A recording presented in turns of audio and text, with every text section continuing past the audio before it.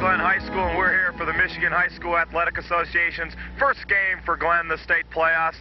Welcome to John Glenn, as I just said, and it is a frigid Saturday afternoon. And Mike Bruce, you can attest to that because you're shaking so much you're knocking me off my chair. I'm Keith Bernick along with Ed Contos and Mike Bruce, and we're very excited to be here as we feel the Rockets certainly do have a great chance of winning the state championship this year.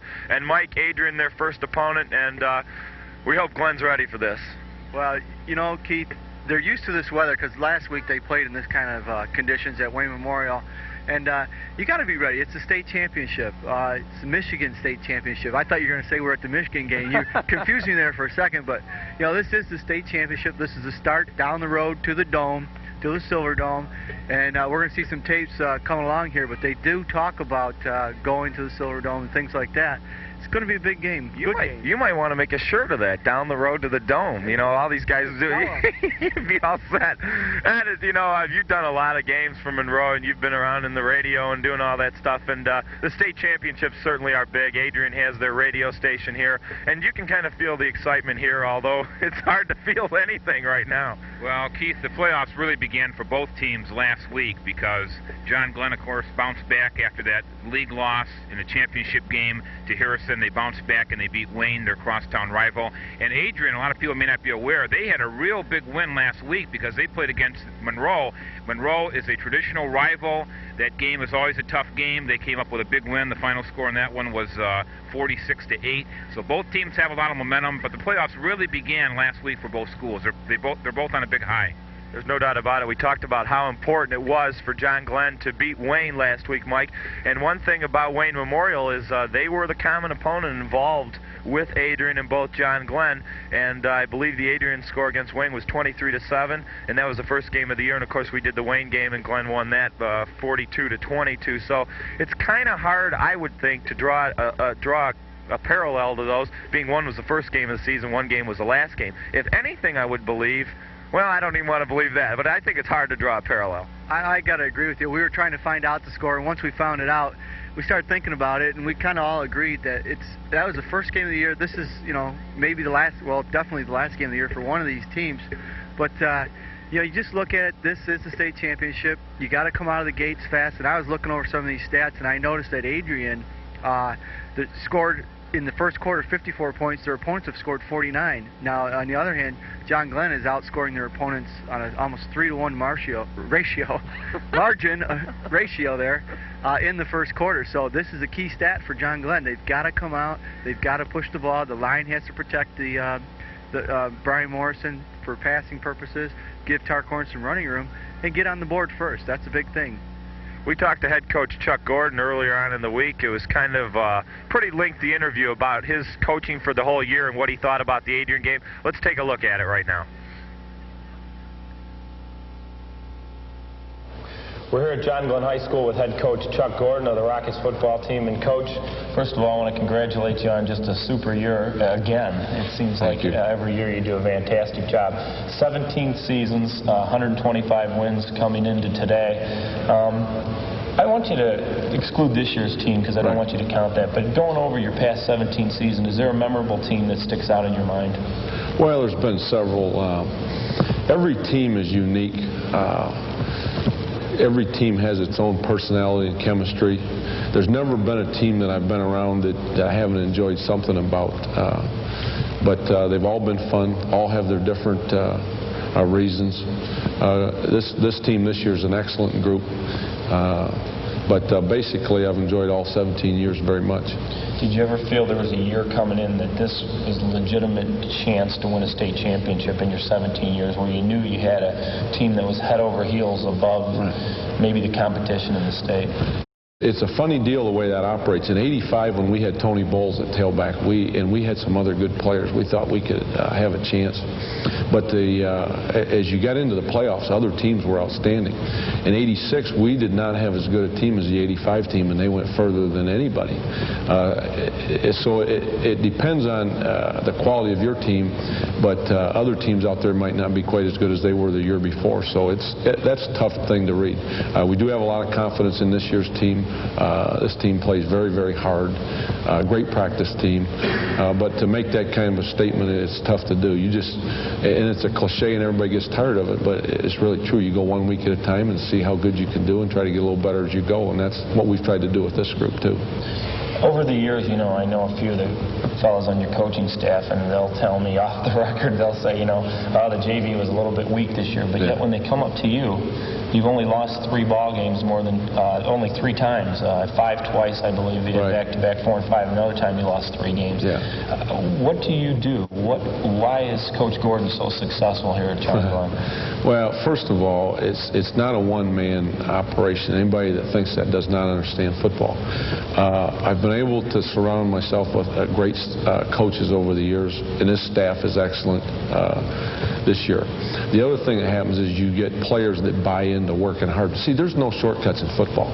Football is a grinded-out, get-after-it sport, 12 months a year, and a great nucleus of guys that are not afraid of hard work and breaking a sweat, and they buy into it. They'll pull some guys with them. You got to have great leadership. You got to have great work habits, and we've done that. Our boosters are excellent. We've had support from our principals and administration and AD over the years. It's truly been a team thing. I've just been fortunate to be in the right place at the right time. Let's talk a little bit about this season. Is there any particular game or any particular moment or play that stands out where you saw that this team took the step to the next level, or arose, or you knew you had a chance to be #1 in Region 2 and have a legitimate shot at winning the state championship, at least according to Mick McCabe Sunday night? He said that. Well, did you hear that, by the way? No, Mick is being investigated for drug abuse, so you can't go by what he says. Well, I think that we battled very, very hard in the Harrison game in week 2. We played with a very, very tough and hard. Halftime at Livonia Stevenson. If anybody that saw that game or any player or coach that was in there at halftime would know immediately what I'm talking about. We had not played very well the first half, kind of slopped around and after it, and asked our guys to step up and stand up and be counted and start making plays. And from the halftime of that game on, we've really done a good job. In spite of the disappointment of the second Harrison game, our guys are, I think the one thing that's done, if anything else, is hardened their determination. We bounced back and played well against Wayne. We had a great week of preparation going into Wayne. If we had a chance to be down and discouraged, it would have occurred then. That did not take place. So there's been several things that you could point to, but and all of them have been positive. I like this team a lot. I like these kids a lot. How important was it to bounce back against Wayne as well as you did? I'm saying this year not. There was a couple of fluke plays for touchdowns and a couple of unfortunate mental penalties, which really gave Wayne a score. So you can look back, I can look back at the score and say, hey, it was legitimately a blowout. I'm saying that you're not. How important was that to really, you know, put the slam on them coming into the play? Well, I think it was more important mentally than anything else to get past the Harrison thing, because that was that tore our guts out, you know, a little bit. But by the time we came back to practice Monday, and we had really pointed for that city championship game. They beat us a year ago and beat us soundly, and that was something that was important to us. That was one of our goals when we had a team meeting back in August. And we came out Monday from the get-go, and I could sense, and the team could sense, we were going to play well against Wayne and do everything possible to get that city championship back. Okay, getting into the state playoffs now. Adrian on Saturday. Yes. What do you know about them, and what are you going to have to do to have a second home game here? Okay. Adrian obviously is a good team or they wouldn't be here. They've been in the playoffs 3 or 4 years in a row. Outstanding quarterback in a kid named Ritz. He's got a great arm. They throw the ball a ton. Their base formation, they're just in one running back, and they split guys all over the field. They've got a very good defense. They've got a linebacker named Lee G that's very good and being highly recruited. They got an outstanding kicker. They've got a good football team or they wouldn't be here. And we're going to play a great game, but we're looking forward to it. It's a great challenge, but it's also a great opportunity.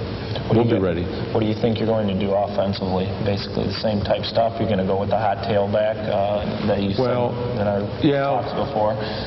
We'll start out with Tark, and Derek didn't play there against Wayne because he's had a banged-up knee, and we wanted to play him just on defense. We will start the game with Tark at tailback. We will start the game with Derek Besko go at wide receiver, and if that goes well, we'll stay with it. If we need to change, we can always change things. But see, the tailback thing is a little different now. Matt Houghton's back in the picture, and he's explosive and quick, and we've got 3 ways we can go, but Tarkhorn's our tailback right now. He's going to start for you. Yes. Last question, Coach, I'll let you go. Then how important is it for you guys to have won the home field advantage in the state playoffs? Well, I think it's important. You know, you're not on a bus driving halfway across the state. You should have your home fans there. You have your own, you're in your own locker room. You're in your own comfort zone. Those would be the things that I would think would be important. And so, you know, you fight hard to get into that position, and hopefully we can take advantage of it. You like your chances, don't you? I like our chances because I like our team. And I do know this, even if we were to come up short, we'll go down swinging, we'll play hard, our guys will be classy, and they'll give an effort we can all be proud of. But I do like our chances. I like this team a lot. Great. Thanks a lot. Okay, thank you very much. Good luck. Appreciate it. Back here at John Glenn High School, and that was a very interesting interview with head coach Chuck Gordon. And Ed, what a successful career he's had here. It's astonishing, really, when you take a look at his record. Well, he's been the head coach for 17 years, Keith, and only 3 of those years did he have 3 losses or more. I think there was 2 seasons he went 4-5. So the majority of the years he's had an excellent program here. It's traditional. The kids want to play for Coach Gordon. There's no doubt about it. There's so many years where you think he's got a down JV squad, and they might struggle at the varsity level for a couple of years, but it seemingly never happens here at John Glenn High School. We're going to take a look at, we did some interviews with the kids about their goals for the season and what they had at the beginning of the year. Let's take a listen to that.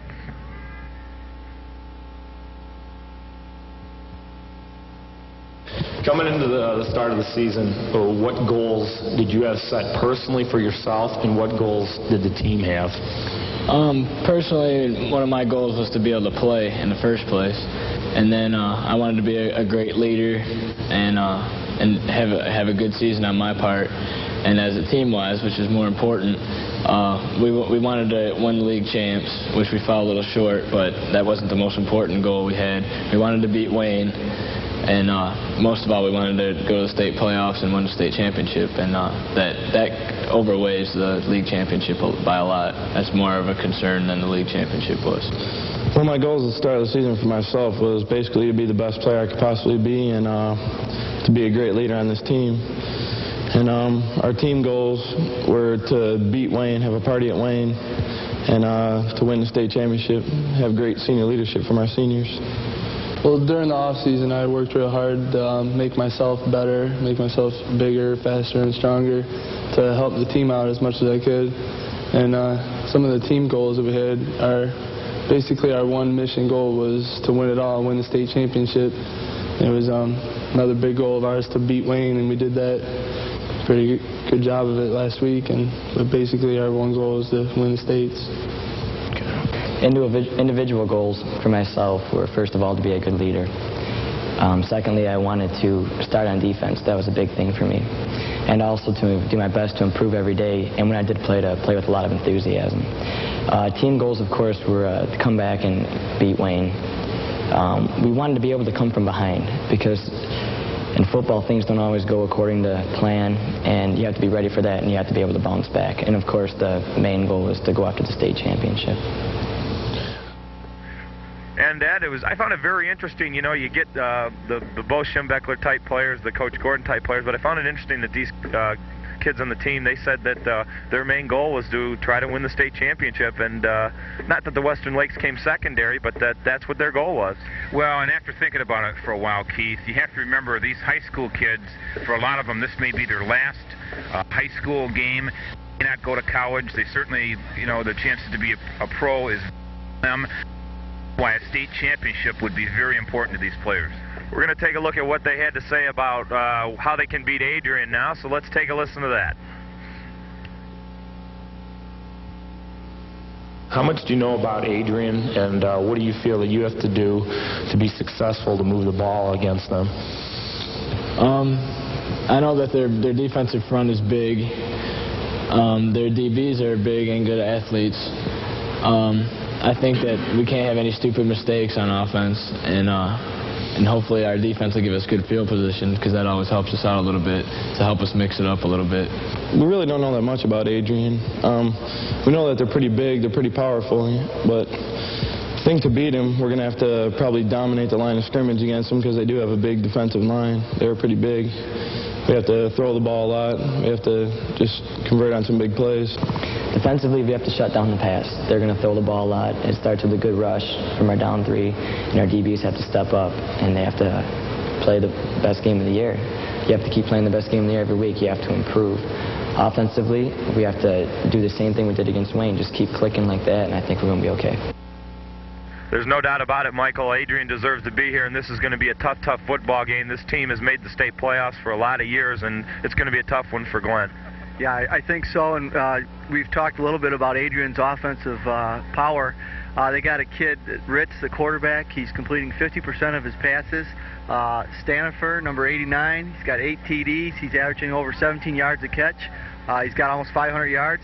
I mean, they've got some potent offensive weapons, so look for that to be a tough thing for John Glenn's defensive backs. Yeah, it's going to be tough for him on both sides of the ball, Ed, and this like we said, this Adrian team does deserve to be here.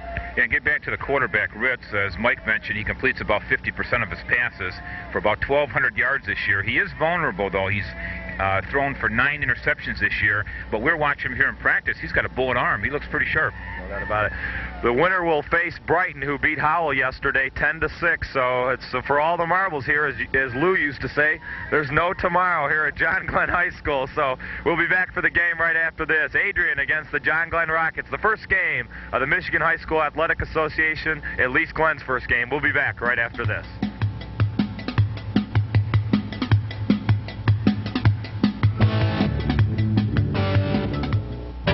College football fans, ABC Sports and ESPN have your season ticket to the best and most gridiron action. College football pay-per-view. In addition to the games on ESPN and your ABC station, get extra games from the nation's top teams and conferences that you won't see anywhere else.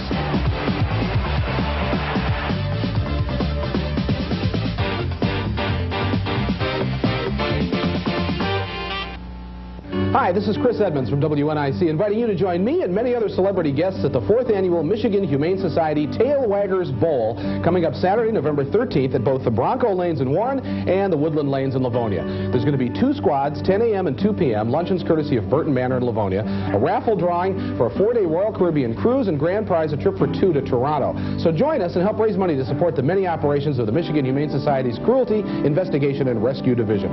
Help us to help our furry friends. Back here at John Glenn High School, welcome once again to John Glenn's first game of hopefully 4 in the Michigan High School Athletic Association playoffs. I'm Keith Bernick along with Mike Brewis, and Ed Contos is down on the tundra today, Michael. And we got a little bit of heat up here, but I'm sure as the game gets on, we might even pop these windows open as everybody's up here. You might, I won't. If I pop my window open, you're in trouble, I've got a little man. opening here anyway. And I'm really excited to be here, and so is Continental 11. And the Rockets really have a legitimate chance this year to go all the way, as does really, Michael, a lot of the teams in the state playoffs. This is a wide open field now that Catholic Central's not in it. Yeah, it really is.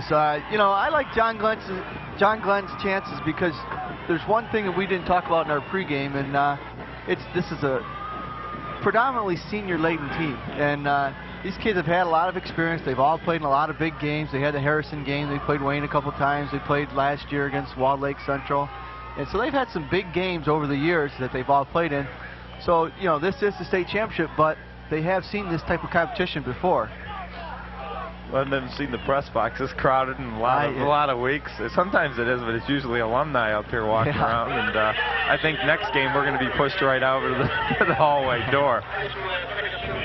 Keith, one of the things to look for in a big game like this, both teams play hard, offensively, defensively, but you got to talk about special teams a little bit. And we've seen John Glenn this year. They've returned a couple kicks, a couple punts. They've been very, very good on the special teams. We don't know really anything about Adrian, but if I was to give a nod I can't see anybody doing better than what John Glenn's done this year on their special teams. One thing that does concern me, Michael, when we talked about this in the Wayne game, and is Adrian does throw the football. And we said at the Wayne game, if Wayne was to beat Glenn, they were going to have to throw the football successfully, which they really, really didn't do. And I think if Glenn is susceptible to anything, it is the pass. And this team definitely throws the football. I agree with you, and they've got a big, strong quarterback. We couldn't believe how big this kid is. Got him listed at 185. He's got to go at least 215. And that's number 10, Dave Ritz. Adrian has won the toss. They've elected to receive. It's a super, super cold Saturday here in November, but at least we're playing football in Westland. Hewer set to kick off. He does. It's picked off by number 25, Jared Timko.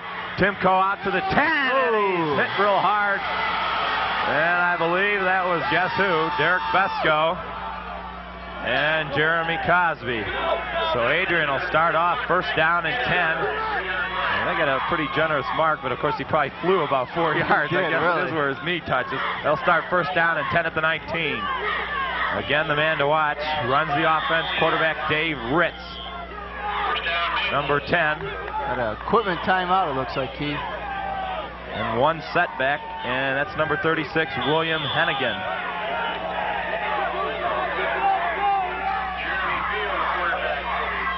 Just underway here at John Glenn High School. Adrian against the Rockets. Fumbles the football. Hennigan fumble. John Glenn's going to pick it up. It's Matt Houghton for a touchdown. Matt Houghton for about 18 yards. And how about that for a first play? Ritz picked up the ball and he fumbled it. Eventually handed it off to Hennigan, and Houghton picked it up and went in. Well, Keith, that's a great heads-up play by Matt Houghton, but let's take a look at it again on the replay here. Well, big stick there, big stick. I couldn't see who it was inside there for John Glenn. It looked like it possibly was Jim Tennant. Made the hit, but it was a poor play on the quarterback's side. Hennigan never really had the football. He just had it laid on his shoulder. This isn't Steve Hewer. And the extra point is good. That is Brian Cole, number 63, with the extra point. He drilled that one, Mike. Sure did. Kicked it really nice. Keith, going back to what I was saying, Ritz, the quarterback, he didn't handle the snap. When if you don't handle the snap, you go down on the ball or you pick it up and you just go by yourself. He tried to hand the ball off. It was just a poor play. But again, a heads-up play by the John Glenn defense. And there we go. Wow. 7-0. They're outscoring them already in the first quarter. That reminds me of the Detroit Lions New England Patriots game. Pretty much like it's like you're handed 7 points. Sure. I mean, the Lions kicked off to the Patriots. They fumbled the football. And one of the defensive backs, I believe, was Willie Clay. Doesn't matter who it was. Waltzed in. And the same thing here for Glenn. One play, we played 31 seconds, and the Rockets lead at 7-0. And that's a free 7 points. Oh, sure. I mean, you got to be disheartened if you're Adrian. You know, for John Glenn, this is what they needed, Keith. They needed to score early. They needed to put some points on the board. Hewer set to kick again. And it's going to go to the deep man. That's Chad Bilkey. Bilkey takes it at the 4. He's straight up the middle, and again, he's hit right at about the 19. The same place they started last time. Maybe we'll see a repeat of everything. Boy, some hard hitting out there. It's a big game. Both teams are fired up. And I imagine neither team feeling this 30-degree weather, and it is snowing. Tell you what, Keith, I don't know what Adrian's game plan is, but if you're down 7-0, you're starting at your own 20, you gotta look for him to run the ball a little bit, try to establish something here. Back to throw goes Ritz, and way over. Make the statement, he goes right to the pass. Once you know it, but he was looking for Stanifer. Kind of got an idea of, you know, what kind of arm Ritz has. He really zings that ball out there. We talked about Stanifer earlier in the broadcast, and he is their big play man with 8 touchdowns on the season. Second down, Maples. Defense! Defense! Again, they usually just have one setback in the backfield, and this time it's not Hennigan. I believe it's Craig Davis in the backfield. And the handoff's going to go to Davis, and he's going to be hit right there. Brian Vesco in on the stop. Got a little help from Jim Tennant there. It'll be 3rd down and 9. Give him 1. Well, Glenn's been tough on the stopping the run all season, Keith, and I look for him to still be able to control the line of scrimmage on the defensive aspect and control this running game of Adrian. So I expect to see Adrian pass the ball quite a bit today. 3rd and 8, so pretty sure they'll be passing this time. 10:30 to go in the first quarter. John Glenn leads at 7-0 on a 23-yard fumble return by Matt Houghton off the first play of the game. 3rd and 8. Ritz goes back. Plenty of time. Got room to roll. Fires it over the side. Nice it's going to be caught by Timko, and that'll be enough for an Adrian first down. A pickup of 11. Well, again, Keith, he showed good mobility. We had a scouting report on Ritz that he was hurt, but showed good mobility rolling out to the right there. Maybe we can see it on the replay here. Shows pretty good speed, nice pass on the run. So Adrian has it 1st down and 10 at their own 33.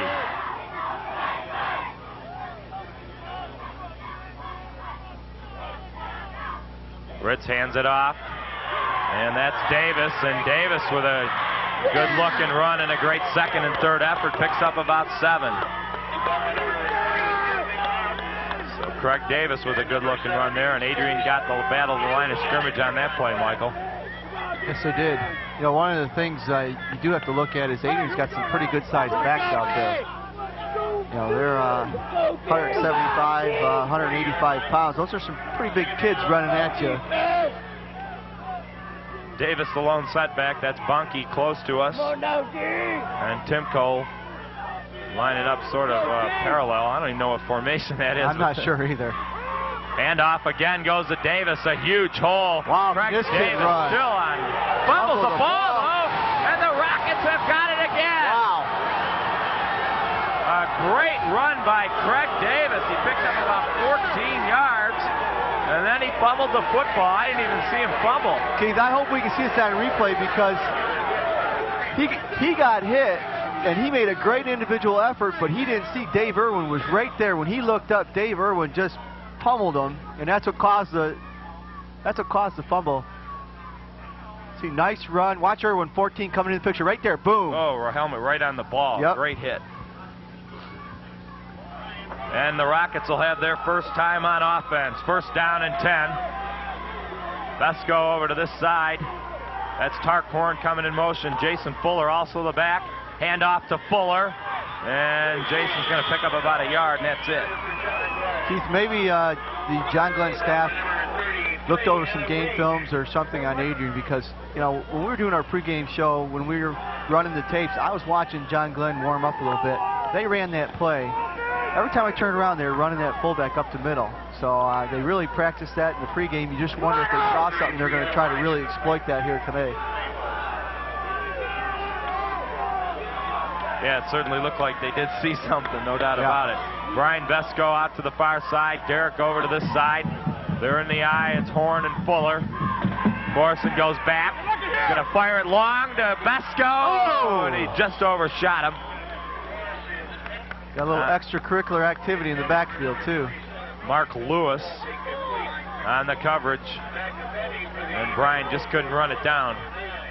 Good looking throw that time by Brian Morrison. There you take a look at him. Well, Morrison really aired it out. We've seen him throw the ball quite a bit this year. That was probably one of the better throwing passes I've seen him throw down the field. He's thrown a lot of nice out patterns, but straight down the field, that was a nice looking pass. You can see Glenn still shuttling in a lot of their plays via really Brian just running over there and hearing them. Brian on the year 46 of 99, 46%. He's thrown 5 interceptions and has thrown 9 touchdown passes. 3rd down and 8. Morrison back again, fires it over to Vesco. He's on his feet. It's going to be a 1st down and more. Wow. Derek Vesco inside the 30 to about the 29. And a gain of about 24. Well, that was a great catch, great pass. Morrison threw the ball to the outside where the defensive back couldn't get the couldn't get to it, and Vesco made a fantastic catch and a good run. So the Rockets have a first down at the 31.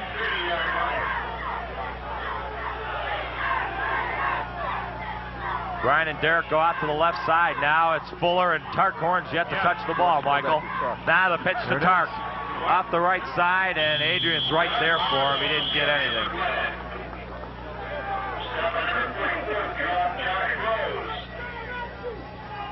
And we got a couple injured players. It looks on the like field, it. And, no, I guess not. Takes them a while to get. Boy, these kids from Adrian they're some big kids. I don't know how to describe it. They've got like a pear-shaped bodies down there. They're just huge.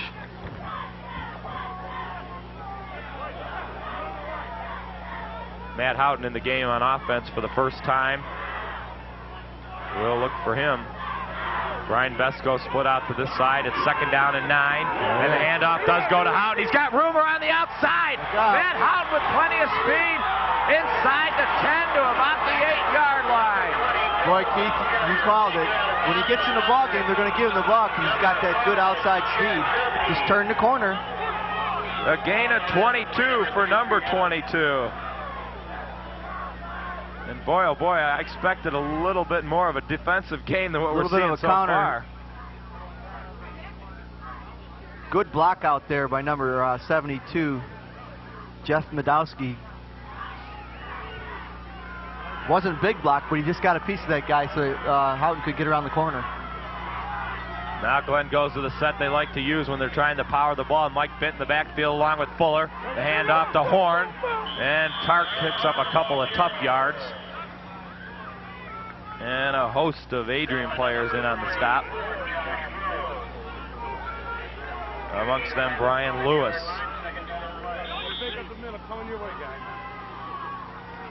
Keith, it really looks like you know, the Glenn offensive line and the Adrian defensive line are pretty well matched up size-wise, and it seems like the outside plays seem to be working a little bit better instead of the inside plays. Second down and goal from the 5. Again, Benton Fuller will probably lead block for Horn, and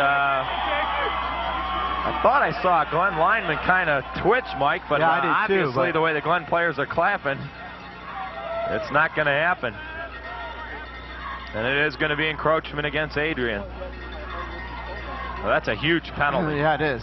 There's a great deal of difference between being at the 5 and the 2.5. You wonder if Morrison changed his count there because, I mean, practically the whole Adrian team jumped off sides. They may have been going on the first count, and this time he may have switched it. Second down and goal from the 2.5-yard line. Handoff straight to Fuller, and he's not going to get anything. Adrian was ready for that. You know, the funny thing, too, is Tarkhorn would have waltzed in that time, Mike. Yep. There wasn't any outside containment whatsoever. Adrian probably figuring they're just going to bust it right up the middle. And it's going to be third down and goal.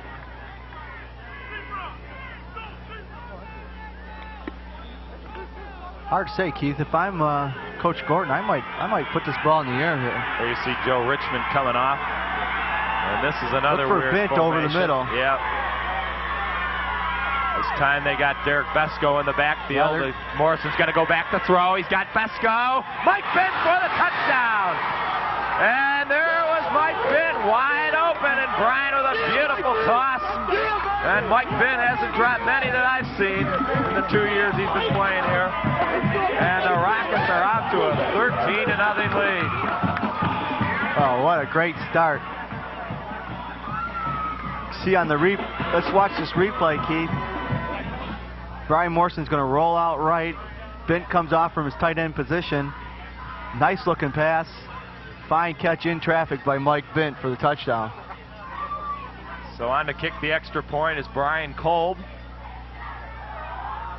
He boomed the first one through, and he's successful with this one. Wow. So the Rockets found themselves a guy to kick extra points. And very early on, thanks to 2 Adrian turnovers, John Glenn leads at 14-0. Keith, who would have thought with 4:15 left to go still in the first quarter, it's 14-0. We really anticipated somewhat of a defensive battle. I definitely did. No doubt about it. I'm very surprised at both teams. Well, I mean, we've seen really one drive by each team, and Adrian was moving the football too, and neither team has been able to stop the other one. Adrian just turned the ball over, and if you can't turn the ball over and win. And they've done twice in their first 2 possessions. You definitely have to protect the ball. You can see the kids down there getting water and everything, and they look like they're a little tired. But you know what? They're probably warmer than you and I. We're up here still freezing.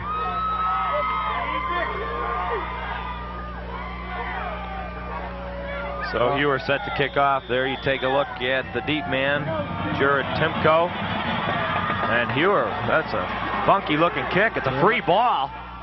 And I'll tell you what, Glenn could have got that football and kicked more in the middle of the field. I'll tell you what, that's not a bad play. I don't know if they did that purposely or not, but Alexander Aldrich made a real nice play for Adrian because he went way back and was able to get his hands on that ball. Well, you really don't know. I can't imagine that they did that on purpose, being they've kept Adrian both times inside the 20. I'm sure Coach Gordon would have been satisfied with that, but well, the only thing is there's nobody there. That they can see that there's nobody there. That's true. Somebody's got to get to that ball. So we'll see what Adrian can do with it. 4:14 to go here in the first quarter. They trail 14-0. Little counter play, and Cosby snuffed that out. It was Chad Bilkey, and Adrian's tried to run 4 different people now. And Bilkey isn't going to get anything.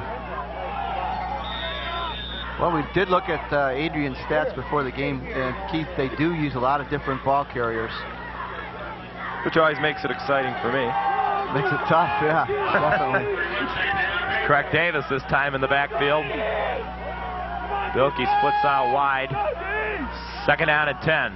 Back to throw goes Ritz. He's got Fuller chasing him. And how many times has Jason Fuller in the last 2 games? Almost intercepted by Brent Washington. Stepped in front of Brian Lewis. Boy, Jason Fuller's been so close every game we've done to getting about 2 or 3 sacks a game, and he's just not catching them. I'm going to call Jason Fuller Lawrence Taylor from now on. I mean, he's just like Lawrence Taylor. He's out there chasing that quarterback every single play. Again, Keith, we got a report that number 10, Dave Ritz, the quarterback, I'm making sure it's the same guy we heard about, was injured. But I'll tell you what, he's really moving around out there. Well, Coach Romano said he was hobbling, but I would say he's hobbling too. I think that's just an old wives' tale. Yeah. Ritz back to throw. Going long. Again, he's got time this time. He's going long, and Deep's going to overshoot his man. And on the coverage, a great job by Jake Henry. He was looking for Chris Stanifer there, and it'll be 4th down, and Adrian's going to have to punt. Keith, he gave the old pump fake. It was the old down and out and up. And Jake Henry bumped his man just a little bit legally, and it held him up just enough to force that incomplete pass. I'll tell you, Adrian's offensive line's doing a good job of blocking Glenn. Only 1 time out of 4 attempts have they gotten to Ritz at all and made him do something he didn't want to do. There's a snap. Terrifying kick. It's going to be picked up by Henry. Henry just runs forward, gets out to the 48. That's about all you want to do. Stopped there by Jason Chanel. And the Rockets will take their 2nd offensive possession. They lead at 14-0.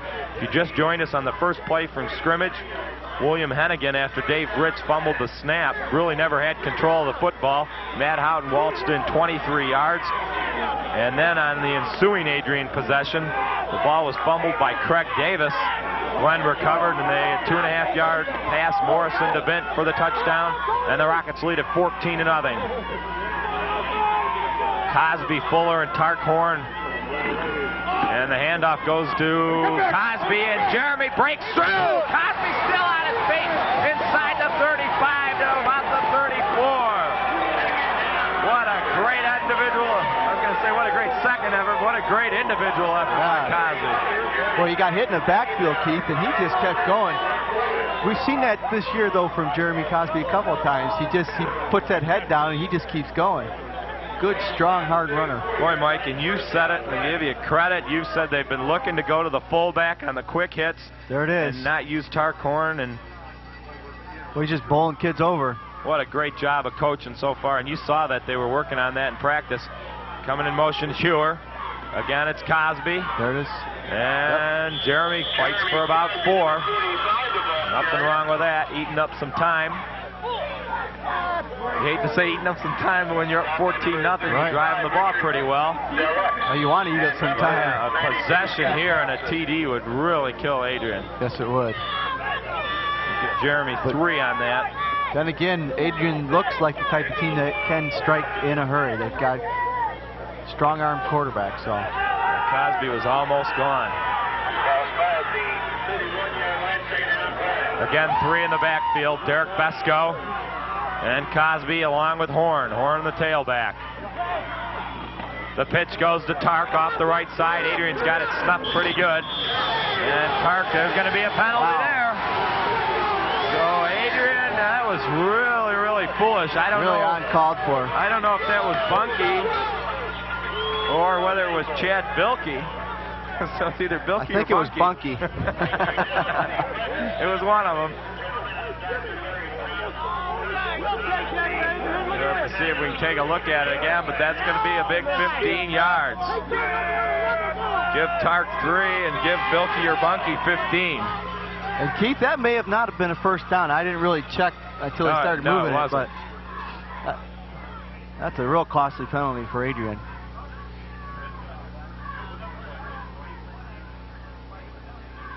There you see the pitch to Tark. And it was going to be, it's not Bunky or Bilkey. It's number 33 who's not on our roster. That was a great replay because he didn't really push him that hard. Great job by our cameraman, though. But he pushed him. So. Morrison on the roll. He better hurry. And Brian's going to get a grounding. Boo. Well, I thought he should have got a grounding penalty. Adrian doing a lot of talking, Mike. I think they should start playing. They're down 14-0. It seems to be number 22 for Adrian that's doing all the talking. Yeah, I mean, there's probably a lot of I mean, when we're aware of it going on up here, they're really doing a lot of talk. It seems like every time the Adrian players does something to get in on the quarterback, they got a couple words to say to Brian. So 2nd down and 10. I'm surprised he didn't get a grounding penalty. There was no Glenn player near that ball. Yeah, he really did just throw it down. Yeah, there was an offensive lineman just roaming out there. Well, now Cosby's coming in late. They better hurry up and get this play off. And Glenn's going to have to take a timeout. Good call. Somebody didn't know who they were coming in for, obviously, but that's a smart thing by Morrison there to call timeout. Absolutely. 2nd down and 10. They don't want to be getting a penalty in this situation. You don't want to be doing anything. You know, all the linemen are looking around wondering what the heck's going on. Anything could happen, a bad snap or anything. That was a good play by Brian. Minute 30 to go. Glenn out in front, 14-0. Keith, this by far is the best I've seen John Glenn play this year. Last year they played against a couple teams that obviously weren't of the quality of Adrian. We saw him play like this, but this year against a quality team, this is by far the best I've seen him play. As cold as it has been, and it rained a lot yesterday, the field really doesn't seem to be a factor. Both teams seem to have their footing. We'll have to ask Ed that when he can hear us, because it certainly doesn't seem to come into play too much. Ed's mic might have froze up down there. It is cold. He's down there. He's a brave warrior. There you take a look at head coach Chuck Gordon. As we said in the pregame show, 17 seasons, only 3 years with 3 losses or more. Is that not a successful program or what? 2nd down and 10. Morrison with Fuller and Jeremy Cosby. Lead blocking for Tark Horn. The handoff to Horn off the left side. And Tark's going to pick up about 2 or 3. And really, Adrian has shut him down. I think they took a look at the game film against Wayne on that first drive. So. It'll be 3rd down. So 3rd and 7. Derek comes out on the field, and Jason Fuller's going to take a seat. And again, you got to Keith, big play here. You got to look for Besko or Bent. I would just like throwing to Mike Bent. I can over the about middle being quarterback and having him running down over a pass pattern. Ryan back the throw is going to Besko too far. Yeah, he had Derek open, but it's just a little bit too far. And I imagine we'll see Jason Kolb out here again. for a field goal. Keith, little miscommunication there, because what happened was Besko looked up right after he took off from the line, and Morrison threw it to the corner. He was using the entire field. And I think really that Besko was looking right off the bat to try to go up for that ball. Brian has played a great first quarter, though. Throwing that touchdown pass and leading the Rockets on a couple of at least chances for scores. One score. And it'll be Brian Kolb from 27. And how about that? Oh, wow. Brian Kolb, and that would have went 37 or 47 even. A 27-yard field goal, and everything's going right for the Rockets. 37 seconds to go. Glenn leads at 17-0. Where's Coach Gordon? Is he saving him for the playoffs? We got to ask him about that. Might not look very pretty, but he really hit that. I honestly think that is the first field goal we have seen this year. In 2 years. I can't remember one last year. But this year is for sure, right? I don't think we've seen an extra point this year until today. Not very many. Not very many.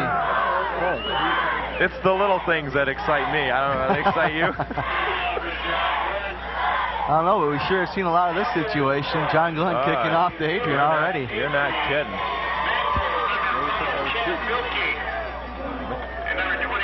Crowd is filled in pretty well, but I'll tell you what, Adrian brought a host of people along with them. I haven't seen the visiting benches at John Glenn this full. Well, the Harrison game, I guess. Yeah, Harrison. Glenn played Brother Rice in the playoffs back here, but they got a great following of people that came along. Of course, Glenn had a huge crowd at Wayne, too, but that's not exactly that far to go. Yeah, it's not too far. Viewer kicks it off. That's Timko at the 8. He ain't going to go anywhere. No, and maybe will on the outside. Cuts it back in. And Timko, although I didn't think he had a chance to go anywhere, Mike. Well, you know what? Out to the 47. Well, I'll tell you what, there were 3 John Glenn players just standing there, and none of them took the outside. Well, you got to keep containment on the outside here, and he made a nice move. There really wasn't much outside. I think when he dropped it, look at right there. Oh.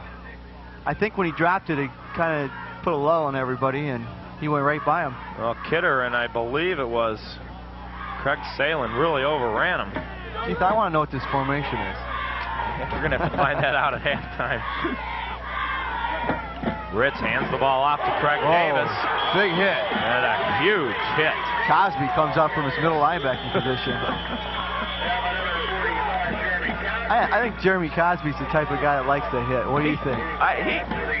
You know, even when we talked to him for the last couple of weeks here in the interviews, he reminds me a lot about Chris Spielman, boy, I'll tell you. That is the end of the first quarter here at John Glenn High School. The Rockets, thanks to 2 Adrian turnovers, fully took advantage of them. They lead Adrian 17-0. We'll be back right after this.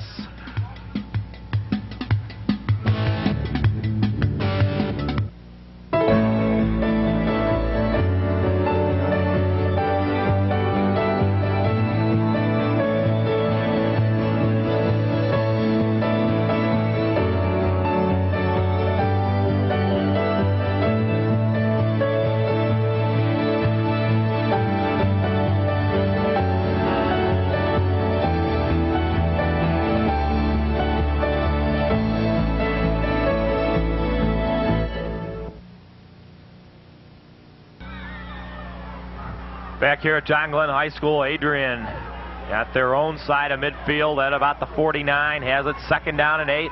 Keith Burnick along with Mike Brewis and Ed Contos down on the field, at least we think. He's probably frozen. Ritz back to throw. Oh, nice play.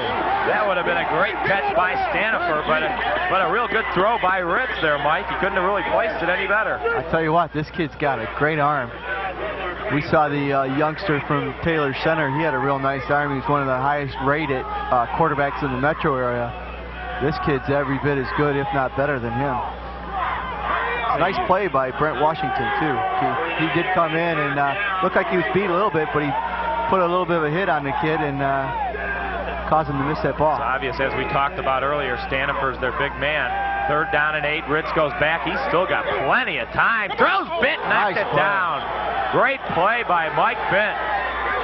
And the zone defense there paid off that time for the Rockets, and Adrian's going to be forced to punt. And you get the feeling that even though Horn's been holding them on defense, Adrian's just a hair away from busting a play or really moving the ball against him. Yeah, if I'm John Glenn, I'm still a little concerned. I know Coach Gordon's concerned anyway, but up 17-0. You got to get out of the way this time. Yeah. Jake does. Keith, up 17-0. The way their offensive line is blocking for Ritz, you know, if he finds time, he's going to start hitting some of these receivers, and then look out because they can score in a hurry. Well, the thing I'd be concerned about is Glenn's not getting any kind of pass rush. And you're rushing Cosby and the Bescos and even Mike Finn a few times and Jason Fuller, and they're not really putting any pressure on the quarterback. One thing, I talked to Jake Henry after the Wayne game last week, and he indicated that they felt like they came into their own, the defensive backs, in that Wayne game. So it's got to give them a lot of confidence for a game like this. They have played well. The secondary, which I thought might be concerned, definitely come to the forefront today. Hand off to Horn, and that could be a holding penalty. Hold or face mask. Outside chance it's a mask, but I didn't see anybody grab his mask. And there you go. I'm wrong on everything I say. I said that guy didn't have any running room. He gained 44 yards. That's a great call. Guy had no running room on the outside. He picked up 45. Oh, is that that's the big penalty, Keith? Yeah. Well, there's no 5 or 15s in the high schools. It's 15. That's 2 big penalties against Adrian so far. Boy, and I didn't really see much of anything on that. Well, obviously the umpire saw it, so Horn got 2. It'll be first down and 10 for the Rockets at the 31. Derek out to the far side. Bryan in close. It's Fuller and Horn in the backfield in the eye. Again, the handoff goes to Tark. He's got a little bit of room this time. And he gets out to the 38 or 39, where it'll be second down. If you're John Glenn, this is what you like to see. You want to have a ball control on the ground running game right now, Keith. Eat up some of this clock. Give your offensive line some credit. Give them some confidence, and move the ball down the field. It's got to be a little tired for Bryan running back and forth to get out. I'll tell you what. But you know what though? He might say, hey guys, I'm getting a little tired, and Bryan and Derek are gonna look at him and say, hey, you don't play both ways, buddy. All you're doing is running and getting the play. That's true. 10:34 to go in the second quarter. John Glenn leads at 17-0. Again, the handoff to Horn, and Adrian's there. Nice with run. a good second effort. He's going to have enough for the first down. He just carried. Yeah, real nice second effort. I believe he carried number 33, and of course he's not on our roster, boy. Great effort, though, by Tark. It'll be first down and 10.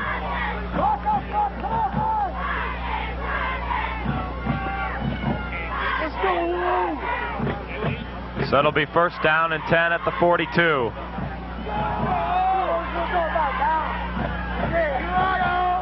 Horn goes out in motion. Morrison hands the ball off to Kidder. Kidder on his feet inside the 50 to the 49. So that quick hitter has worked a bunch of times. Let's go down the field to Ed Contos. Ed? Keith and Mike, it looks like the leading tackler for Adrian isn't playing. I'm not sure why. He's probably hurt. I'm going to find out. They've got a point system at Adrian. The linebackers earn most of their points from either solo tackles, which is 2 points, and assisted tackles, which is 1. Just to give you some kind of an idea of the guy who's absent, that's Adam Lynch, number 66.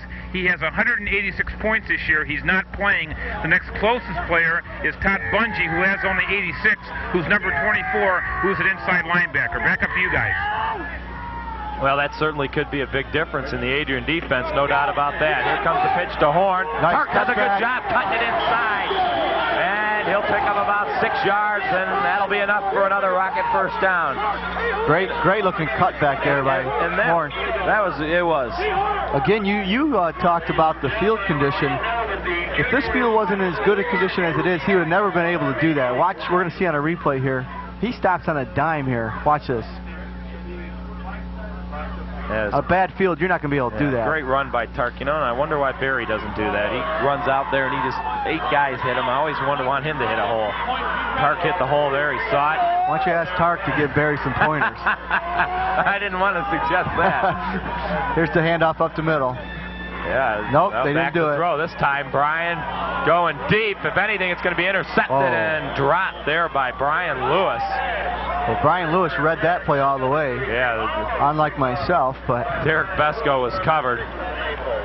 Well, they change it up, and that's what Coach Gordon wanted to do. Every time we've seen that look, it's been a handoff to the fullback, and that time they went deep. Well, a lot of your coaches will set up a play. They'll run the same play a couple times, make it look exactly the way it's been happening, and then go to something different, such as a big pass like that. I wish Brian would have saw that play really wasn't there and held it up a little bit. He had plenty of time. Well, the best goes in at the wideouts. It's Cosby in this time. He's ran the ball very, very well. Horn goes in motion.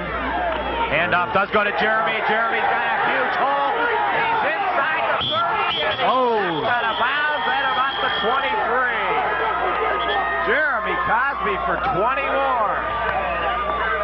And there's that play, Keith, up the middle. Boy, there's no real reason. We got a flag, so this is going to come back. So the first break against the Rockets here, their first flag, and this could be it was only a 5-yarder. A false start. Offsides. Called a motion penalty. Oh. Boy, I didn't see that. Big whistle there. Well, they're supposed to blow that play dead in an offensive motion call, too, so. See if we can see a replay on this, Keith. See if anybody moves. Well, from this viewpoint, you really couldn't tell. Yeah, no, you're not going to tell from there. The only thing possibly Tark Horn may have cut up field before he was supposed to. I don't know. I didn't see anything. Second down and 15. Morrison on the draw to Horn. And Tark still on his feet down to the 35. Holy smokes. 13 yards for Tark Horn. Not to say that he hasn't been productive all season, but these last 2 games, I mean, I feel like I'm watching Tony Bowles almost out there. I mean, he's running hard. These guys, I don't want to say Wheaties. What else could they be? Adrian, it's taken 2 and 3 guys to bring him down. Horn should have been stopped there and gets an extra, and not even 2 or 3 yards, got an extra 8. Really running good. Third down and 2. It's Cosby. Boy, so many different formations for Glenn this time. O'Brien fumbles the ball, gets it back, and ball's down at the 36, and we'll see what Glenn's going to do here on 4th down and 3. I imagine they're going to punt. The players want to go for it. They sure do. Boy, they might call a timeout, yeah. Yeah, they're going to call. I don't know, Michael. What would you do here? Yeah, I'm a gambling guy. I'm going to go for it. Really? 17-0? Well, I like to think I am, but when I'm up 17-0, I'm going to make Adrian go 90 yards with a football, and I'd probably punt. If your punter doesn't kick it in the end zone. Still 80 yards. I mean, you're looking at about a 15-yard difference. Yeah, but just the change in momentum is what I'm looking at more than that. Well, that's a very good point. Well, this could be a key play, though. If Glenn does go for it and they make it, it could really crush Adrian. You take a look at Brian Morrison, senior quarterback for the Rockets, and it appears they're going to be looking. It appears they're going to be going for it. And of course, Adrian really hasn't stopped them, so that is 1 point. On the other hand, if Adrian stops him, I mean, that's a big change in momentum. But I'm not going to be wishy-washy here. I'm not going to say it's 1 point that Adrian hasn't stopped them. Yeah. I'm going to say if I'm making the call, I'd be punting, but I haven't had 3 losses in 17 years that I'm sitting up here. Well, they're going to go for it. It's Fuller, Bent, and Horn. Keith, watch for him to draw him off sides even. Yeah, maybe they're going to try to draw him off sides here. Or at least go on the 2nd or 3rd count. 4th and 3 from the 36. Morrison hands it off to Tark. He's got more than enough for the first down. He picked up 6 yards. And there's 6 Adrian defenders laying down in the path of Tar Corn there. Well, Jason Fuller's down, so that's not good news. But another great call by head coach Chuck Gordon and Michael. Thank you. Jason Fuller's down. Of course, Ed Contos is down on our sideline, and I imagine as soon as Jason gets off the field, we'll be able to get some kind of report from him. See the official down there telling the Glenn staff that they cannot talk to their players. Obviously, except for the person hurt. That's really interesting. I'm surprised. That's really kind of. I mean, if you want to go over there and see how your friend's doing and your teammate, I can't imagine what that rule's in place for. That's silly. Yeah, I don't understand that part of it. I guess I do understand a little bit. What I was referring to is the coaching staff on the sidelines talking to the kids. Well, yeah, but I mean, even so, then let both teams go to the sidelines. I mean, what kind of an advantage is it if both teams have the same option? You know, if they want to see how their guy is, and the guy says, "Hey, you know, we can run at number 9," then depends on how hurt he is too. If it's something serious, of course we hope it's not. It doesn't look like it's going to be. There you take a look at. They do send both teams off. Frigid cheerleader, and there got to be frigid. It's cold. That's frigid. And Jason's up. Keith, there's an individual they cannot afford to lose him. As deep as this team is. There you take a look at the frigid crowd. Yeah. Deep as this team is, this is a key player here for John Glenn, both offensively and defensively. First down and 10 for Glenn at the 29. You're absolutely right, Mike. That'd be a big loss, and it doesn't look like he's feeling too well. Besco, Cosby, and Horn. Morrison goes back. He's got bent, but he's going to go to Besco, and that's going to be offensive interference. No, I don't know. I do. Brian. He was coming back to the ball, though. Back to the ball. If you're right on this one, Mike, I'm right. What do you mean if I'm right on this one? I am right. Oh, my goodness. We're going to see a replay, I hope. That's a bad call. And I'm as biased as they come. Well, there you take a look at Jason Fuller getting a little treatment. Let's take a look at it again. The thing is that Besco had him beat. Yeah, I guess the ball was thrown up and he was trying to come back. The Adrian player did have his back to the ball and Besco tries to come back. No, you can't see it on that at all, but he did have his back turned. The Adrian ball player had his back turned. I don't know. Morrison fakes the pitch to Tarcorn and Cosby. He's going to get about 3.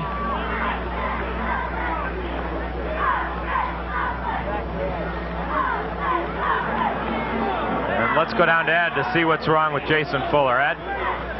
Keith and Mike, injury report on Fuller. He's going to be all right. He was kicked in the right knee, but according to the trainer, he should be back in there in a couple of minutes. Nothing serious. Back up to you guys. Okay, Ed, thanks. So that's good news that it's nothing serious with Jason. Hopefully he'll be back in the game. Jeremy Cosby been the star runner of the game. Boy, what a weapon he's run. He's run the ball hard. 4 carries, 45 yards. The pitch to Horn to the left side, though. Tark's going to be hit right there, and he picks up about 2.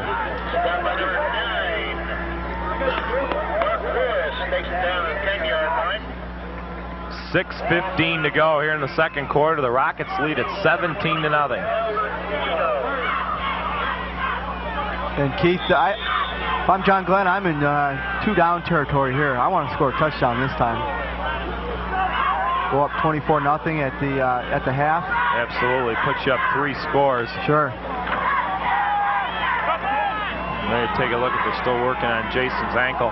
Cosby, Derek Besco, and Tarcorn, and Glenn's going to take another timeout. So that's it for timeouts for John Glenn here in the first half. they're going to talk about this. 5:49 to go here in the second quarter.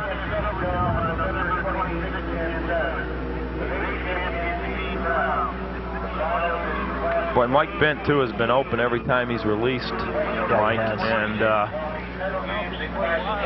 both times that he's released, they've went long and deep. We'll see if the coaching staff has snuffed that one out and if they go to Bent there. It's the play they ran against Harrison to score the touchdown in the overtime in the second game they played. You know, it's a good play. You got a great big target up there. Why not throw it to him?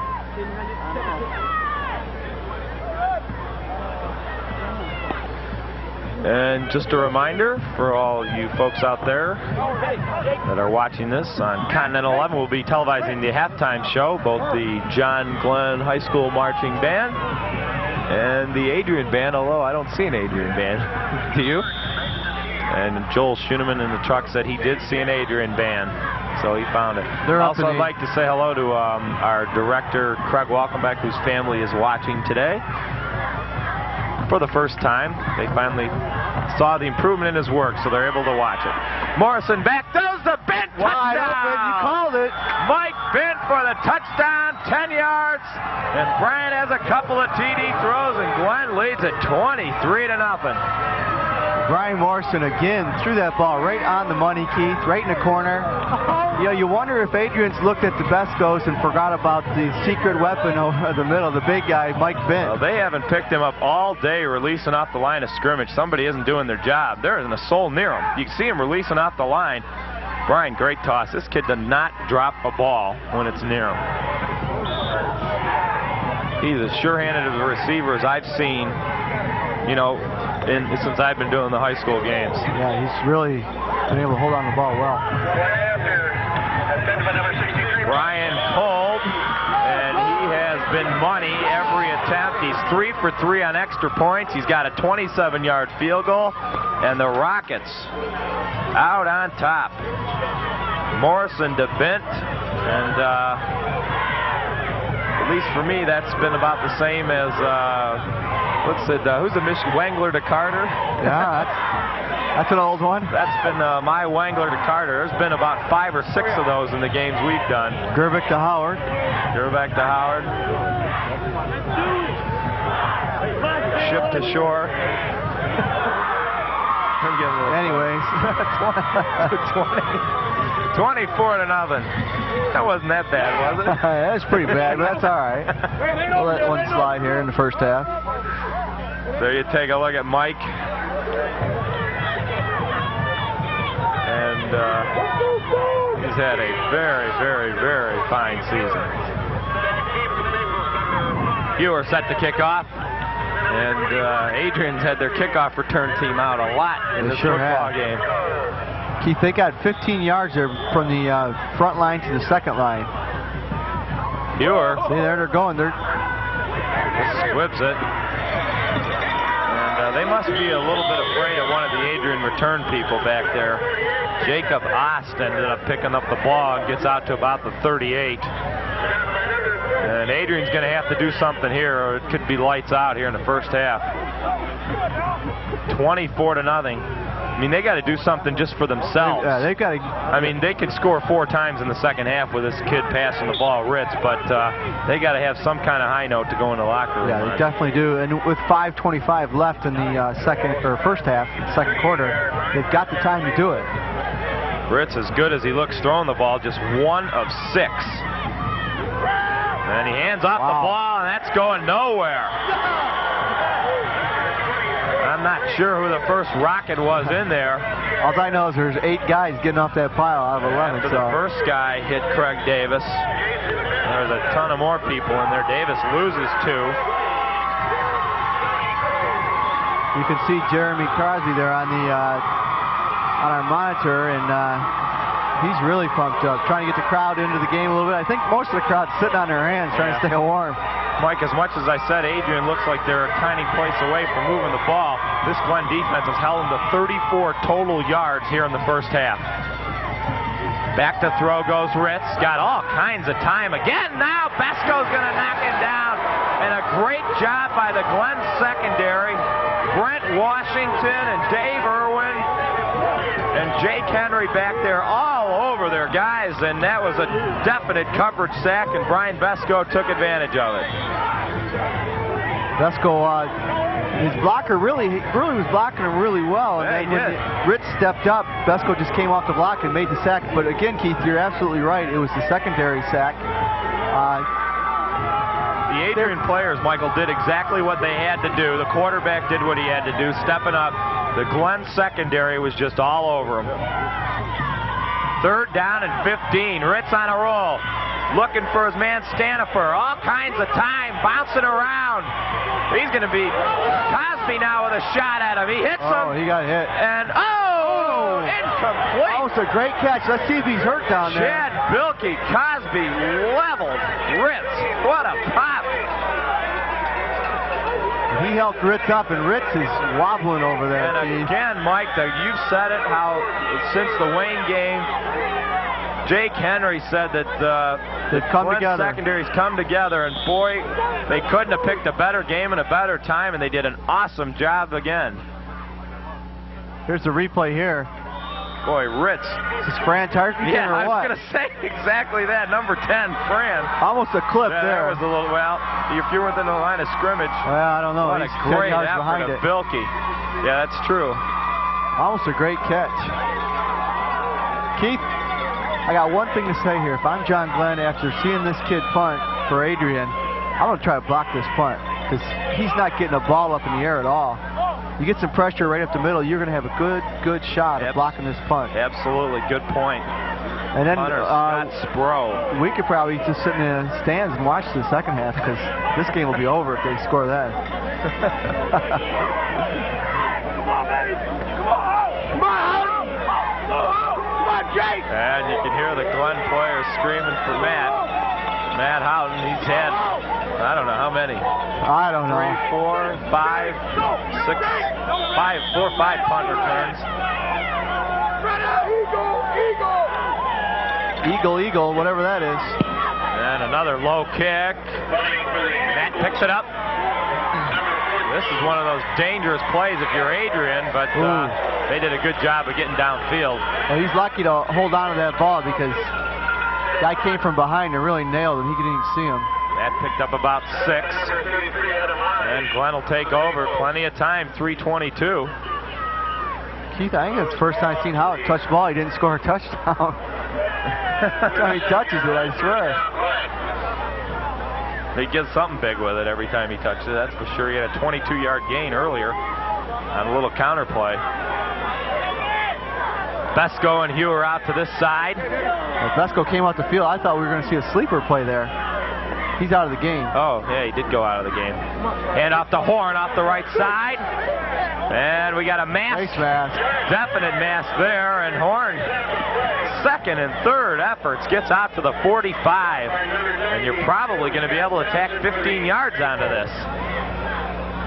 Just under 3 minutes to play here. Glenn's going to be in position to score again, Keith, here before the half. Boy, this is just an impressive performance by this John Glenn football team all around here. And the Brighton people are obviously here somewhere. Some of them are probably here in the booth, and others of them are probably in the stands, and they can't be liking what they're seeing. See the replay there. He just... in the NFL, that's a flagrant one.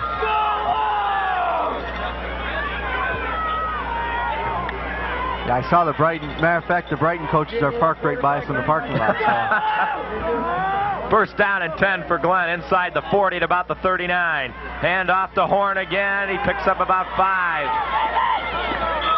And Adrian people getting a little bit frustrated down the field. And I didn't even see it.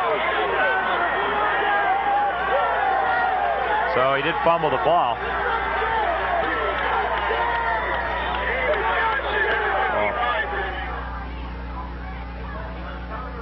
Got this on isolated replay. Oh, yeah. And no one knew where it was either. Kind of scored it out there. Well, Glenn's been fortunate so far. Well, I don't know. I'm not trying to make an excuse, but I've missed both fumbles. I don't see the ball flying out of there. That was hard to see even on the replay, so. Told you got to go get some eyeglasses. First down and 10. Let's see if that can turn Adrian around. There's a pass completed to Stanifer. Good bunch of blocking out in front. And that's about Adrian's best play of the day. Chris Stanifer picks up 9. And they got to get the ball in this kid's hands. Stanifer on the year with 8 touchdowns. How many receptions does he have? Just short of 500 yards, 28 receptions. 28, so they got to get him the ball. That was a nice play. It wasn't. Go ahead, Mike. I was going to say, Glenn's rushing pretty hard here, and it's a good way to see this again. Was enough for a first down. That was a dangerous pass by Ritz. But it paid off over to Brian Lewis. And you can see Ritz is banged up a little bit. He is limping now.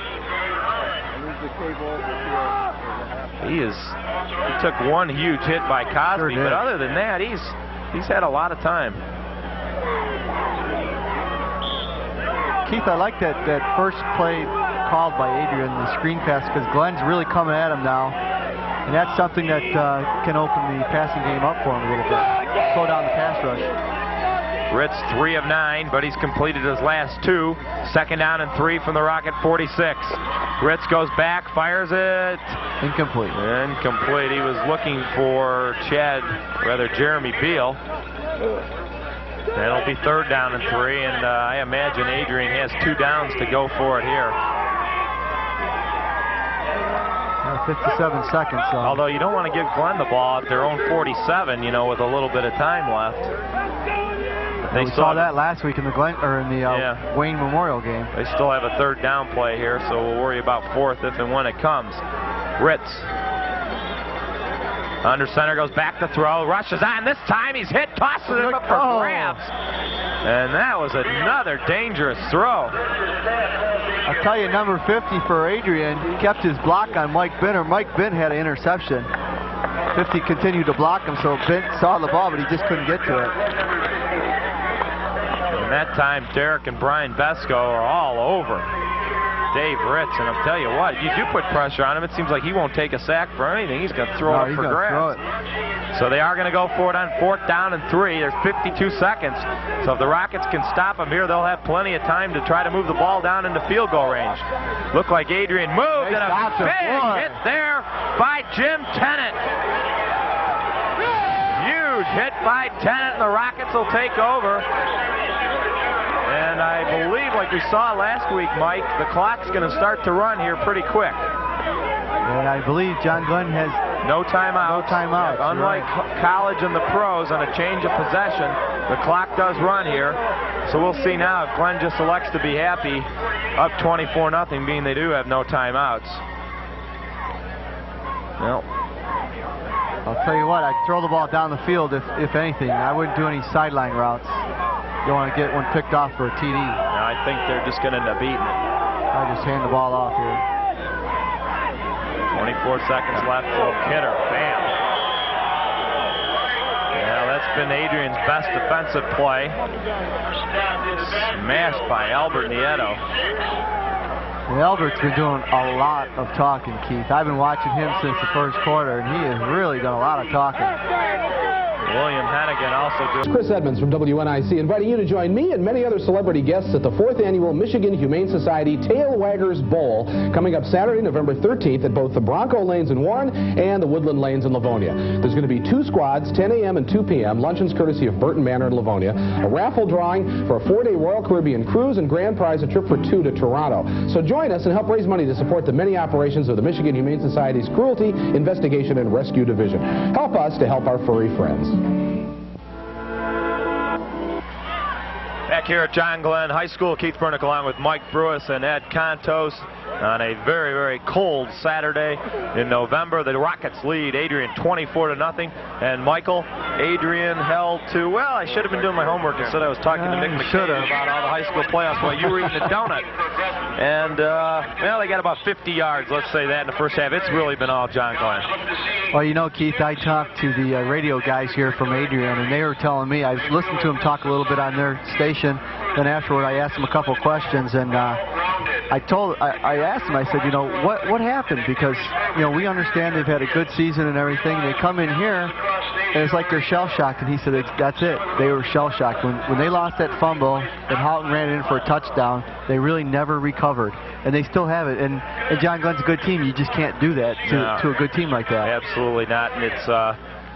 you'd like to think that although that lifted the Rockets, that hasn't been the whole reason if you're a John Glenn fan, because they've really taken it to him. But obviously it did take a little bit out of Adrian and pump a little bit into Glenn. Well, we're ready to go here in the second half, and the Rockets will receive. Houghton and Cosby back deep, and it's going to be Jeremy at about the 5.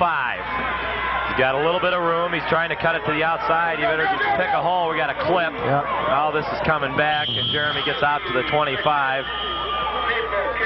And Glenn's going to start deep in the hole, probably at about their own 7 or 8 yard line, I would imagine.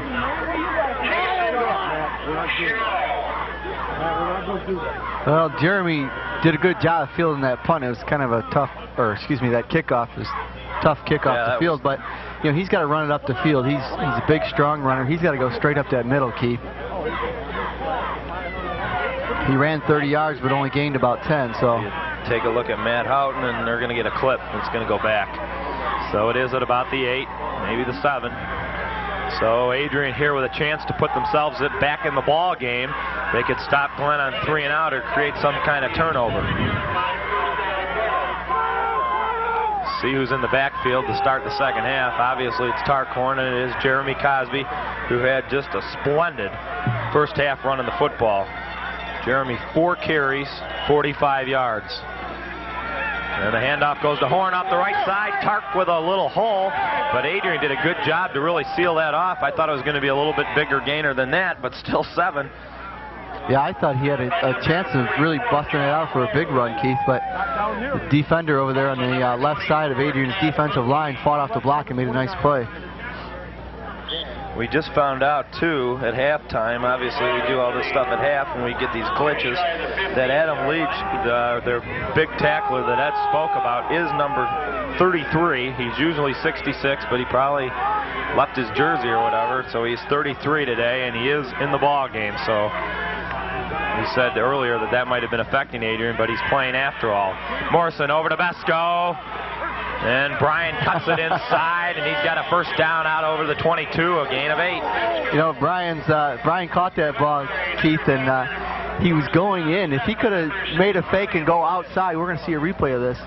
If he could have caught it and turned back around, he might have really busted this up. But I think maybe he just wanted to go in and take on the whole team. Yeah, bury his head down. Yeah, sure, why not? That play seems to work endlessly at any level of football. I think the Comets and the Meteors could run that, a step back and fire it to your wideouts. The DBs play off the ball so often. Well, you just don't see it that often at this level. So really weird. Morrison, is it going to be a reverse? I don't know. It was the ball. It is Brian. And he's out over the 35 to about the 38. He'll pick up 5. So that's his first run with the ball. We've seen that play at least once or twice a game. Some nifty ball handling. We usually refer to that in basketball, but Brian Morrison handing off with both hands, and who has the ball, we don't know. Of course, I'm telling you, Keith. They showed the replay for me, the guys in the truck set, so I can see what the heck is going on. I am watching. You got to get some glasses. That's what it is. I'm going to open this window on you, Bruce, in about 2 seconds. Second down and 5. Morrison hands it off the Tark. Off one guy. Whoa, what a run. Feet out over the 50. He's, well, over to the 40. I do think. Wow. Horn picks up 13 yards. That's a first down. Tarcorn ran right over Adam Leachy. And Adam Leachy's 6'1", 220, the top tackler on Adrian's team. Watch this on the replay. Talk about he is running hard. Right there, 33. As you open up the window, now you can see a little better. I don't know. Well, these things are tinted a little bit. Hear my teeth chattering.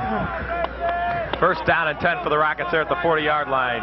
9 minutes to go here in the third quarter. Glenn leads it 24-0. And off the horn, and Tark's going to get about 3.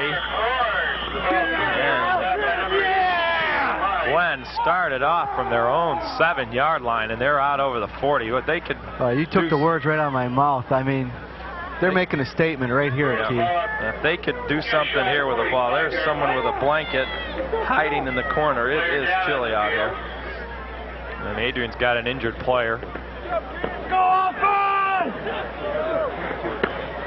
Coach Gordon pondering what he's going to do here in the second half. I don't think he has to ponder too much. Just shove it down their throat, so to speak. Yeah, there's not a... Boy, just keep continuing to do what they're doing right now. I don't know, my favorite play, though, has been that fullback on the lead run. I liked watching them guys go with it. Oh, yeah. So the injured player he's all right. The field. Is that number 22? Yeah, Albert Nieto, our buddy. Yeah, I guess. Goes around, comes around. You want to play, and I will. He's been talking quite a bit. Looks like he's all right, maybe an ankle or something, but.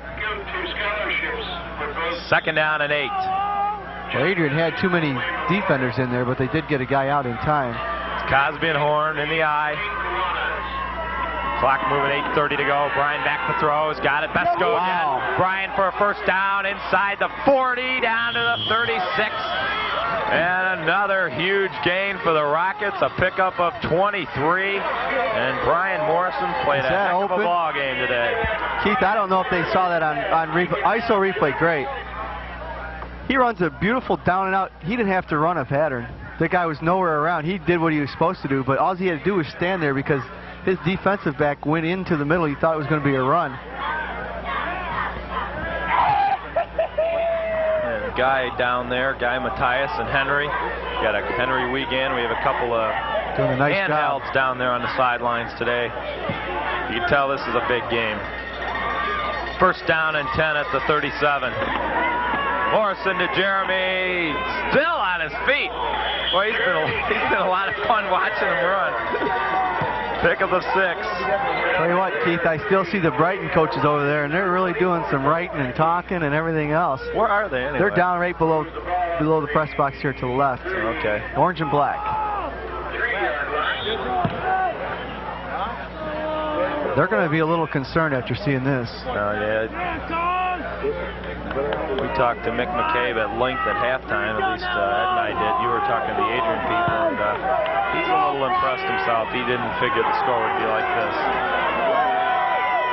I believe he picked the game 27-21 or 21-14 in the paper, so he did pick Glenn, but not by this much. Horn off the left side, and maybe a touchdown-saving tackle there by Adam Leach. And that's their big defensive player, and Adam showed why there.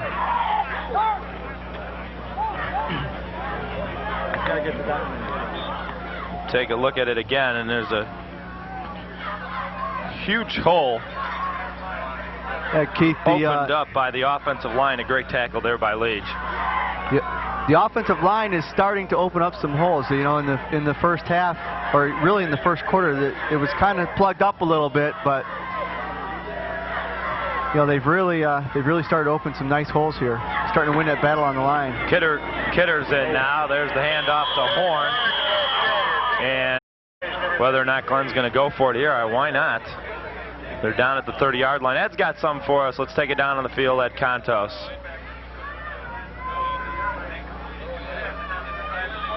Ed was talking. Apparently, he didn't turn on his microphone, so we'll go back to him in a second. Fourth down and 2 at the 30. Okay, Ed, go ahead. No, it isn't on. Anyway, fourth down and 2 at the 4th and 2 at the 30. Glenn out in front, 24-0, looking to put the clamp on this game here. They're coming. Pitch out the horn on the outside. Good call, and he's going to have enough for the first down and more. Down to the 25. A gain of 5 for Tark. Boy, Tark Horn has been very impressive. Yep, unlike last week, Michael, in his game, the game against Wayne, where he picked up his yards on a short amount of carries, he's definitely had to work hard for his yards today. Now let's go down to the field to our own Jackaroo, Ed Contos. Hear me now, okay? Yeah, we can hear you, Ed. Okay, Brighton and Howe are the other two teams involved in this tournament. Brighton won yesterday 10-6, so if John Glenn can win this game, next week's coverage will begin at 1:30. We'll have it for you right here on Continental 11. That's game time, 1:30 next Saturday. It'll be John Glenn against Brighton. Back up to you guys. Morrison tried to hit Brian Besco there, and it was knocked down incomplete. Good looking throw. Great job that time by the Adrian defense.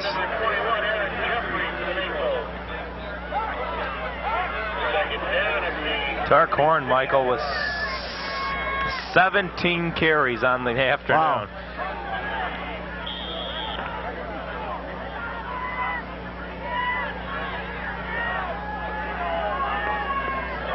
Keith, that was really nice coverage by Adrian that time. Horn with 17 carries, 91 yards on the afternoon. Yeah, it was good coverage by Adrian, Michael. 5:09 to go in the third quarter. Second down and 10. Both the Bescos split out, and we got a whistle here. What the heck is this all about? I don't know. It's obviously going to be against Glenn. Somebody went down and possibly moved for Glenn. My eyesight, you've already told everybody about my eyesight, so. Well, I think the guy was cold and he was shivering too much. Maybe Tom. So they had to call it on him. I don't know. That was kind of strange because I don't even know if they obviously they must have gotten set, but. Well, you can see some of the Glenn coaches are a little upset. I don't know if they're upset with the officials or they're yelling at the guys on the team. Well, that's a big penalty because it's, you know. Yeah, they pushing them back. They weren't happy about it. Well, you got to look for, how about Morrison to Bent here. Second and 15 at the 31. We've called that number many times today. Back to throw goes Brian. He's going to be sacked, and down he goes. And Adrian did a good job there getting to Brian. He lost 8. I'll tell you what, there's a difference, though, between Morrison and Ritz. Morrison saw it coming, and he just went down. Josh Rose gets credit for the sack. It's going to be third down on a bundle. Third and 24. Hey, Keith, how about a screen pass? I don't know if we've seen Glenn throw a screen pass this year, but, you know, obviously Adrian's really coming at him. Why not give it a shot? Yeah, either that or that's a good call. Either that or just throw it up to either of the Bescos and hopefully they'll pull it down. Ryan back the draw to Horn. He's got a little bit of room, and Tark's going to take it down to the 22 or the 32. Boy, oh boy, it's hit me in the head. It'll be fourth down and 15. So Tark gets about 10 on that. That puts him over 100 yards on the day. And Adrian's making a change. They think Glenn's going to punt. I don't know. Hewer's out on the field. Glenn is going to punt. So they're going to have to kick this one hopefully as high as he can. Like Glenn ate up, Mike, over 8 minutes with the ball there. Oh, that's too far. Back up. No, maybe not. That ball died. It did die. Beautiful punt. Beautiful punt. I'm quitting. That's it for me. 3:31 to go. Bring up Ed. I'll tell you what, though, Keith, the wind is blowing. Don't protect me. Don't protect me. I thought he boomed that one out of the end zone. I'm not saying nothing anymore. You do this play. Okay. No problem. I'm going to be the color guy now. So that way I can talk about the play intelligently after it already occurs. At least you know that, I'll tell you, Adrian has the ball right now, okay? You're all set. Holy smokes. First down and 10 at the 5. Really, I did have enough sleep. Ritz fires it over to his man, Stanifer. And that's been about the only plus. The 2 throws to Stanifer for Adrian all day. Gets it out over to about the 13. It's going to be 2nd down and 2. There goes Brighton out of the stands. I think they've seen enough, Keith. Yeah, the Brighton coaching staff and the players are on their way out.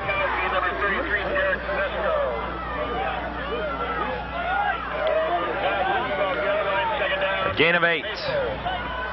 Ritz with a tough afternoon so far. 4 for 11.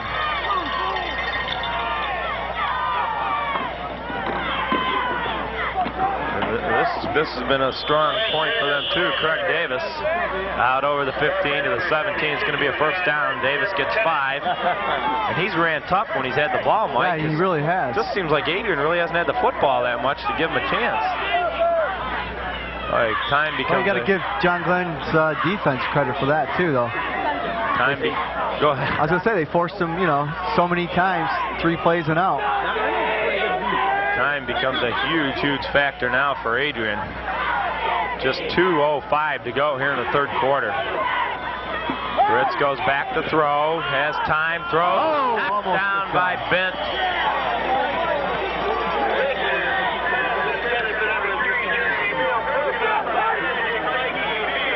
Keith, against Harrison, I thought to a certain degree the Harrison quarterback threw the ball fairly well against this Glenn secondary. They face a tough freshman quarterback who's going to be unbelievable in a couple of years, who was very scary last week, and it really did bring this team together as far as the defensive backfield. They're playing a fantastic game here today. They sure are. You said it earlier. Knocked down. Derek Besco. And it'll be 3rd down and 10.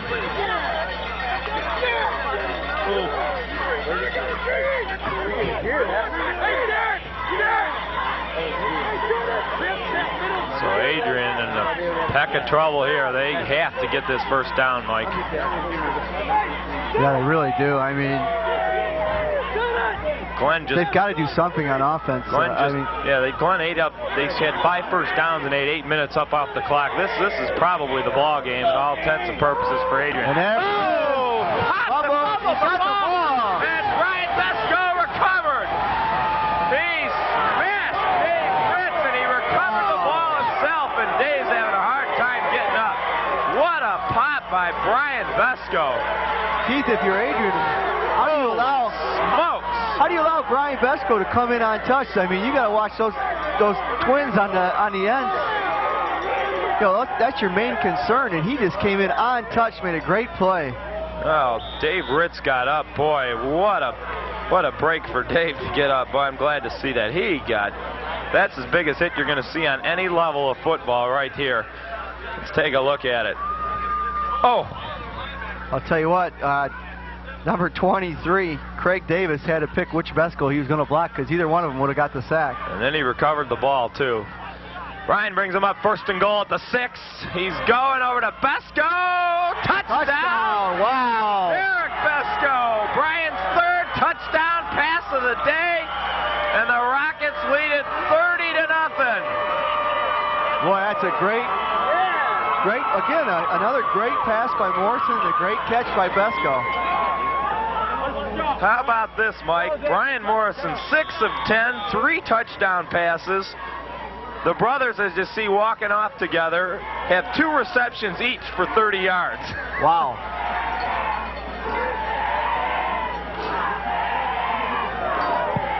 Oh, wowee. Brian Kolb to kick the extra point, and everything has went perfect for Glenn. They've had 1 turnover. The defense has been outstanding. Let's take a look at it again here, Mike. Just a great catch by Derek Bryan with a perfect throw. And Chad Bilkey didn't even know where the ball was for Adrian. He just went back and looked up at the last second. There was a touchdown.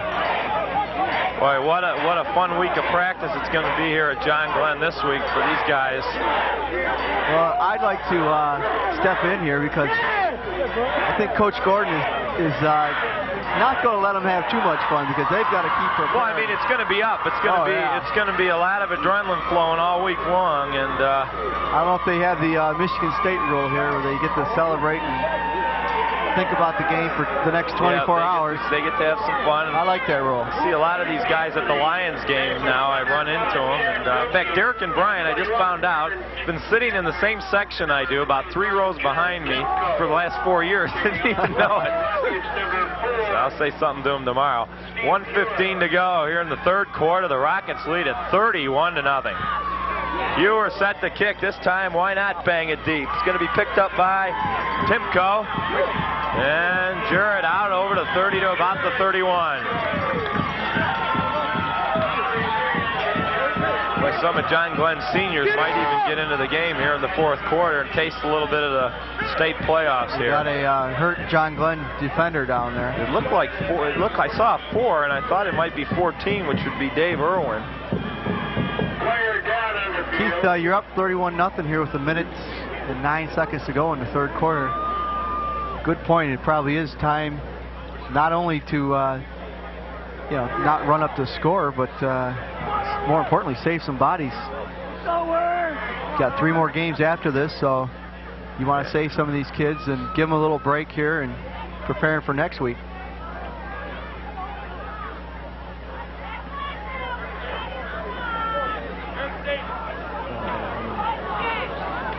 Still can't really tell who it is. I think it's Dave Irwin. I'm looking to find a 14 somewhere, and I don't see Dave would be out on there playing DB, and I don't see him kneeling down. Of course, there's a few guys I can't see the numbers, but that's who I believe who it is. And the referees are right in our way. We really can't see. There you take a look at Brian Morrison.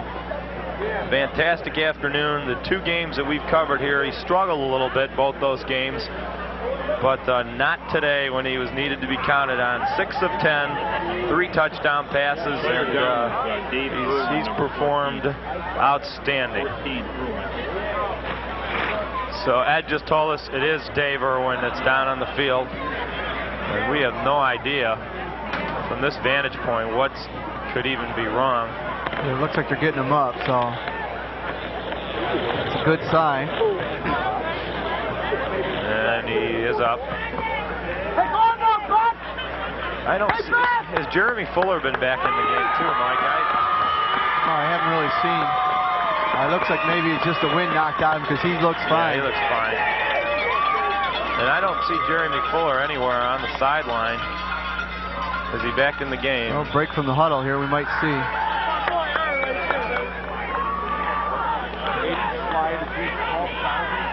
Jason Fuller. What did I call him? Jeremy Fuller. I don't know. It's Jeremy Cosby. Yeah, it's Jeremy. I know that. Jason. I don't see him anywhere. Anyway, the handoff goes on the outside. That's Timko. Wow. And he'll get about 5. Good tackle there by Jake Henry. Jake Henry came up and made the stop, and Jeremy Cosby just flattened some kid.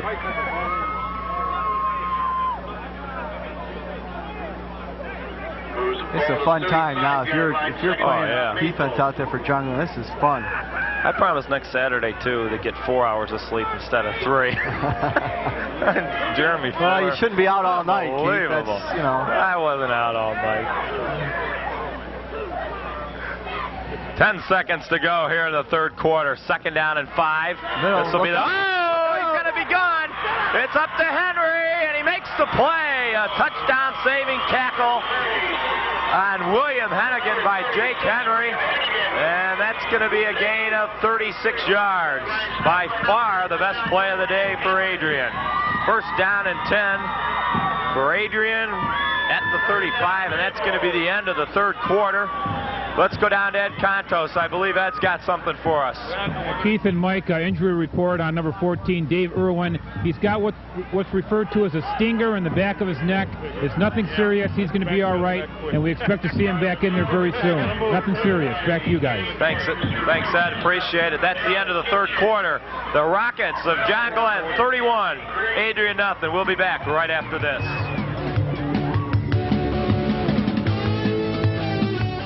NHL action. The once proud Edmonton Oilers, winners of 5 Stanley Cups, now put the burden of victory on forward Doug Waite and outstanding NHL puck stopper Bill Ranford. Scotty Bowman has the Red Wings talented squad primed and ready to meet and beat the new Oilers. Don't miss out on NHL action Tuesday, November 9th. Available only on pay-per-view through Special Order Sports. For ordering information on these games, call your cable company and ask about Special Order Sports.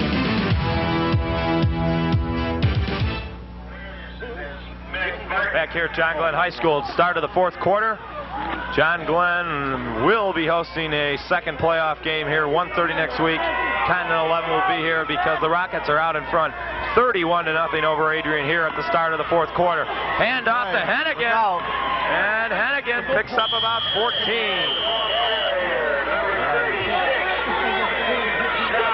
So William Hennigan running hard here the last two carries. The Rocket defense better stiffen up here at the 21. They want to hold the shutout.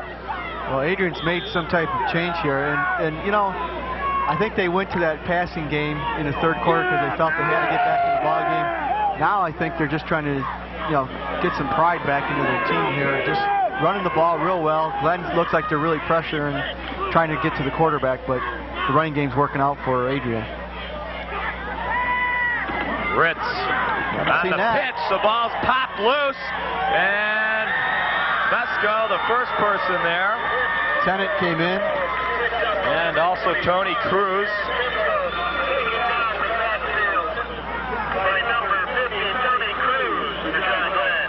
And that'll be a loss of 10. Tony Cruz, Jason Batchelder. I mean, those guys have really been doing the job up the middle, Keith. It's, you know, the last couple of plays we've seen some big runs by Adrian, but primarily for the entire game, those kids have really blocked up that middle.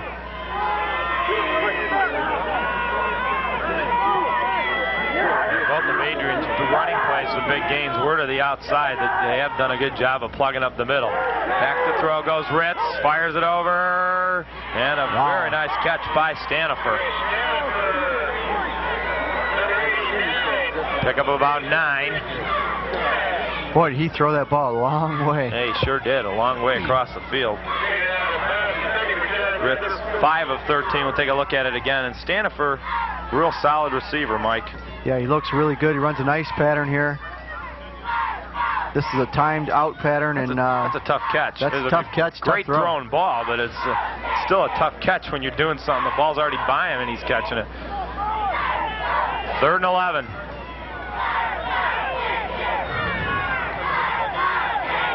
John Glenn's got a little pride here, too. They probably want to have a shutout. Ritz goes back, rushes on, and look who it is. Derek and Brian both with about a half a sack apiece. Brian got there first, and he crawled on his hands and knees. He didn't want to let his brother get credit for the whole sack. See if we got a look at that one. You see Brian, he's on his hands and knees, and he knows Derek's going to plow him, so he's got to get in there and get a touch on the quarterback. No, it was the other way around, but didn't matter. It'll be 4th down and a bunch. 18 to go. Hennigan, the lone setback. 4 wideouts. Ritz back. Rush is caving in on him, and he goes down, and he wasn't even there. Brian Pesco. Brian Pesco just overpowered his man. He just knocked him back right into the quarterback. Goodness sakes, that's the 4th sack. Of course, in my official stats. The way things have been going for me, though, today, I wouldn't bet on that. So the Rockets will take over here. 1st down and 10 at their own 38. Those last 2 plays were very, very impressive plays by the Pesco brothers. I think Coach Chuck Gordon wishes he had another year out of him. Yeah, I think so.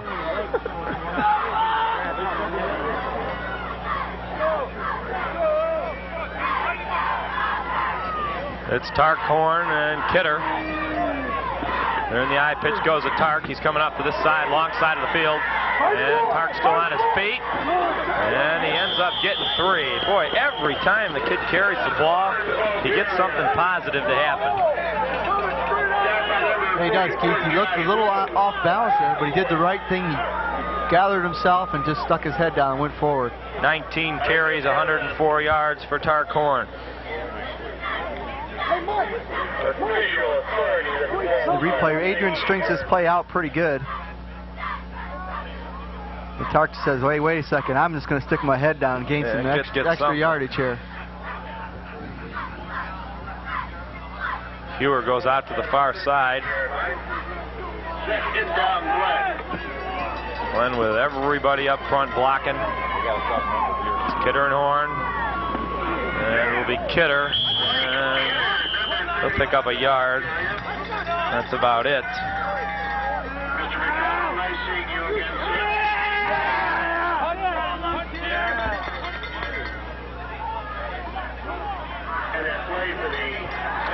There we are in the booth.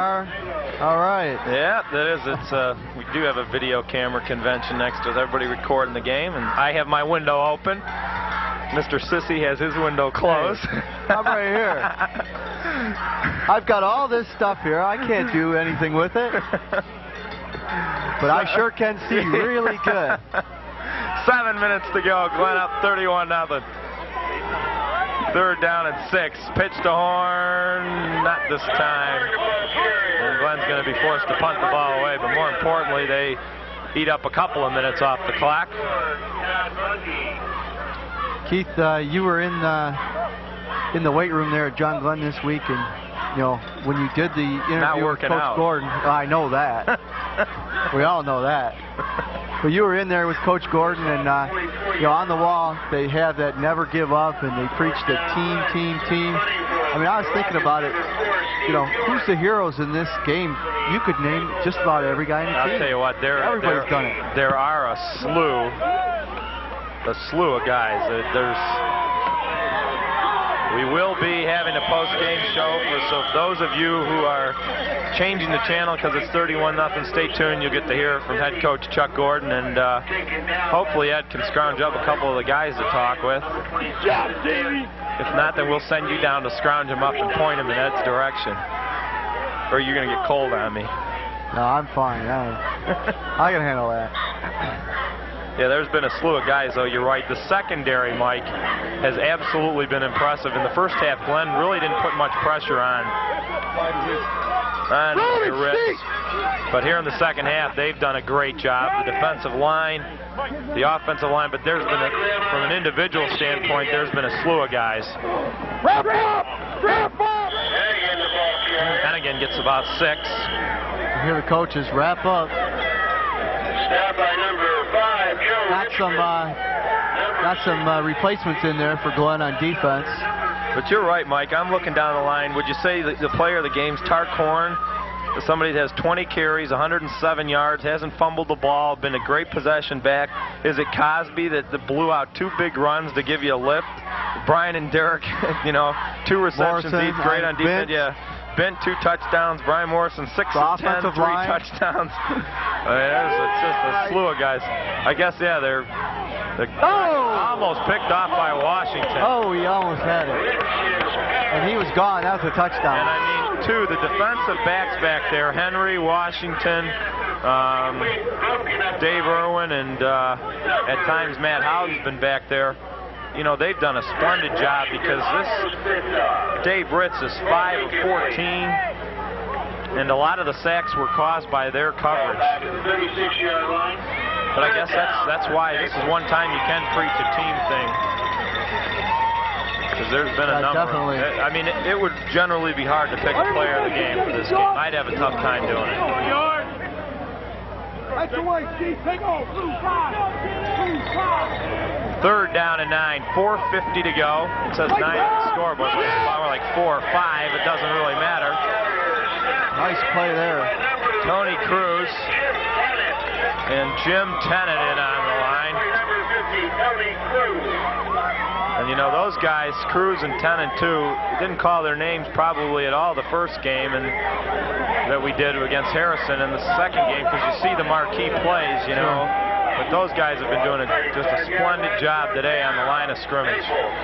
4th down, Adrian will punt with 4:15 to go here in the 4th quarter. And no one's back to receive the punt. No sense getting anyone hurt and giving them free chances to clock somebody, so they're just going to kick it. Boy, I'll tell you what, too. Tony Cruz ran into the kicker, and the kicker fell. You see Tony coming off, and he stopped and turned around, and he looked at Coach Gordon. He says, "Oh, I didn't really mean to do that." He looked at the ref, and then he went, "Woo!" Got away with one. Oh, he didn't really hit him, though. I mean, he was really worried about it, though. So good to see. It looks like Glenn's coming out with their second string offense. Yeah, they sure are. Good to see. I can see who the quarterback is.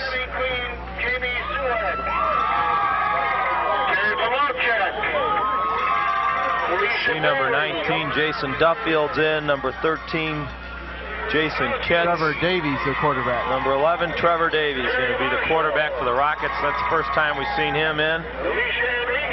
And also Brian Kolb, the kicker's coming in. There you take a look at Tony Cruz. And Jim Tennant played a fine football game today. Jeff Medowski, Matt Schwartz. Offensive line did a real good job today. You can see, I don't think I can get this on the camera, but Matt Houghton's down on the bench, and the trainer's talking to him right now. And it doesn't look like he's feeling too good. Yeah, I didn't see him in the look. See him right there, his dad's down talking to him. Doesn't look like he's in a lot of pain, but she's been talking to him for about 10 minutes. And we did see, it looked like Jason Fuller put on his jacket, his warm-up jacket. He's been out of this game in the second half, so 2 key players for Glenn. Yeah, that could be injured. That wouldn't be good to see. Glenn just trying to chew up the clock again. The quarterback Trevor Davey. George Loris going into the game, number 74. 5'8". He's a sophomore, so their backup quarterback's a sophomore, so he's going to be the man next year, it looks like. Jeremy Strick in the game. Like to get some of these kids. Jason Barrett coming out. So that's probably pretty good that Trevor Davies been on the team the whole year here at the varsity level, because he could have probably been playing JV, but apparently this is Coach Gordon's quarterback next year. And off that goes to Kitts. And he's not going to get a whole lot. 2:45 to go here in the fourth quarter.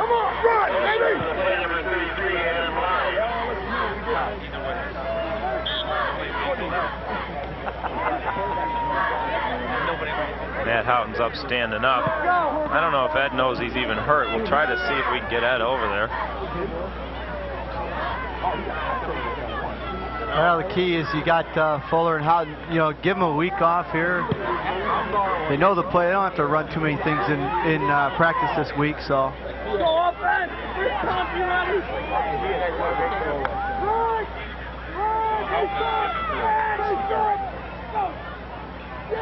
That's encroachment, so good job by Davey there, getting Adrian off sides.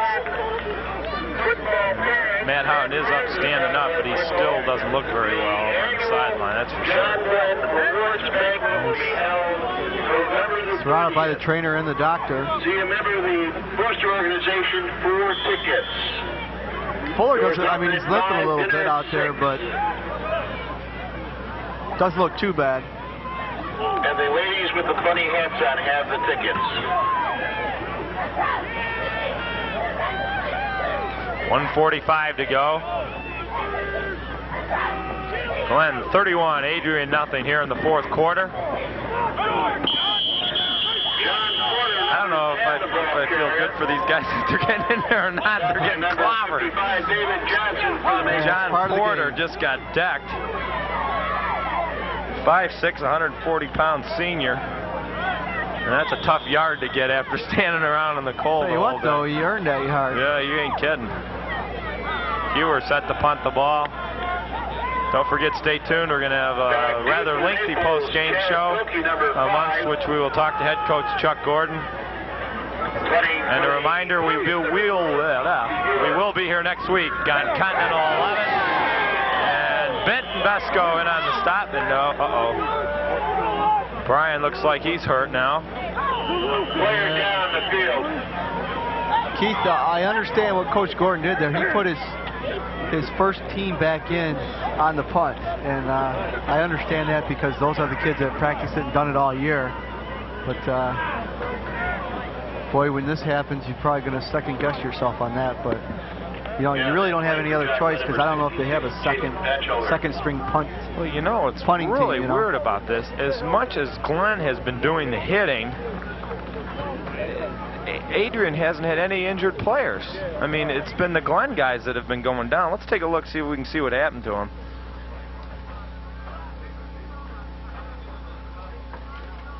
Yeah, it might actually been Mike Bent that hit him.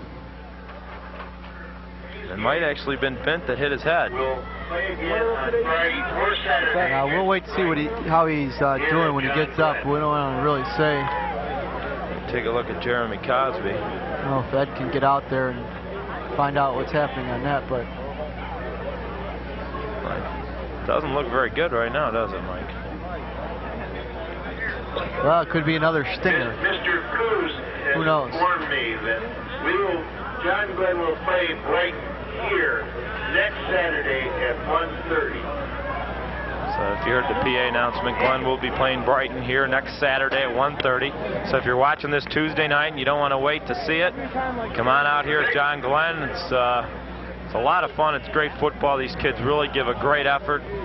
It's the only time you can really see football that doesn't have any bearing on, you know, getting paid. And even the collegiate level is starting to get a little sapped now with big money and $40 college tickets and TV and stuff. So this is still great football. And if you're watching at home, come on out next Saturday to see the Rockets play Brighton. Well, this would be with Matt Houghton hurt, Jason Fuller hurt. Houghton's really hurting too. He has not been. He's had his head down most of the game. It's great to see that Brian's up. Wow, that's good to see. Looks like he's a little woozy, but yeah, but that generally means he'll be able to play next week, though, by his walking. I think Mike Bent's the one that hit him, though. And the trainer I can see down there's kind of got a smile on her face, so.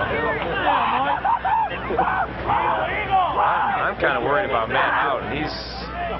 Yeah, I think he will be. He's got good head. So first down and 10 for Adrian at the 37. Just 43 seconds to go.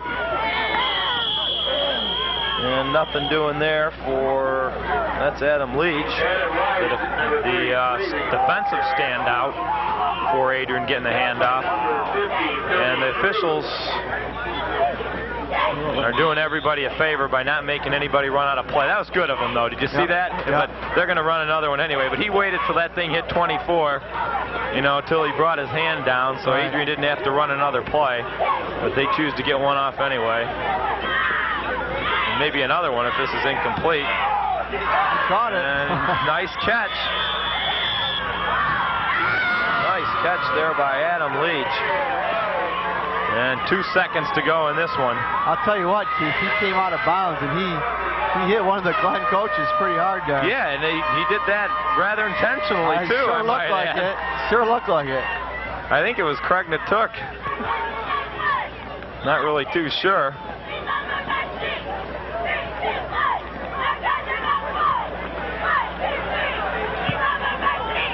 So 2 seconds to go in this one. The Rockets lead at 31-0. Remember, stay tuned. We'll have an interview with head coach Chuck Gordon and hopefully a few of the Rocket players.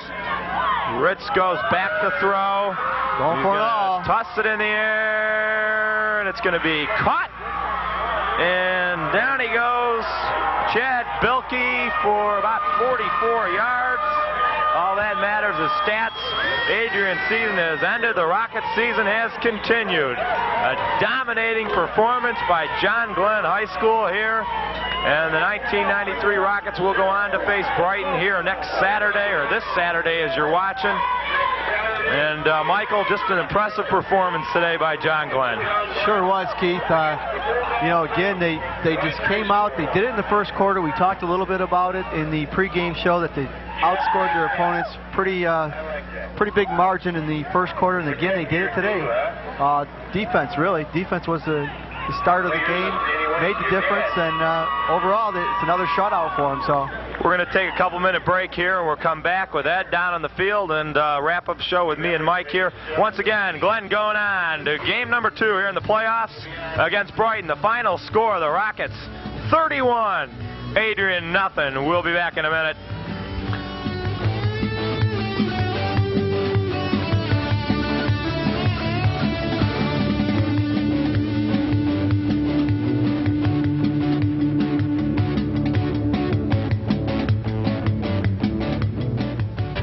College football fans, ABC Sports and ESPN have your season ticket to the best and most gridiron action. College football pay-per-view. In addition to the games on ESPN and your ABC station, get extra games from the nation's top teams and conferences that you won't see anywhere else.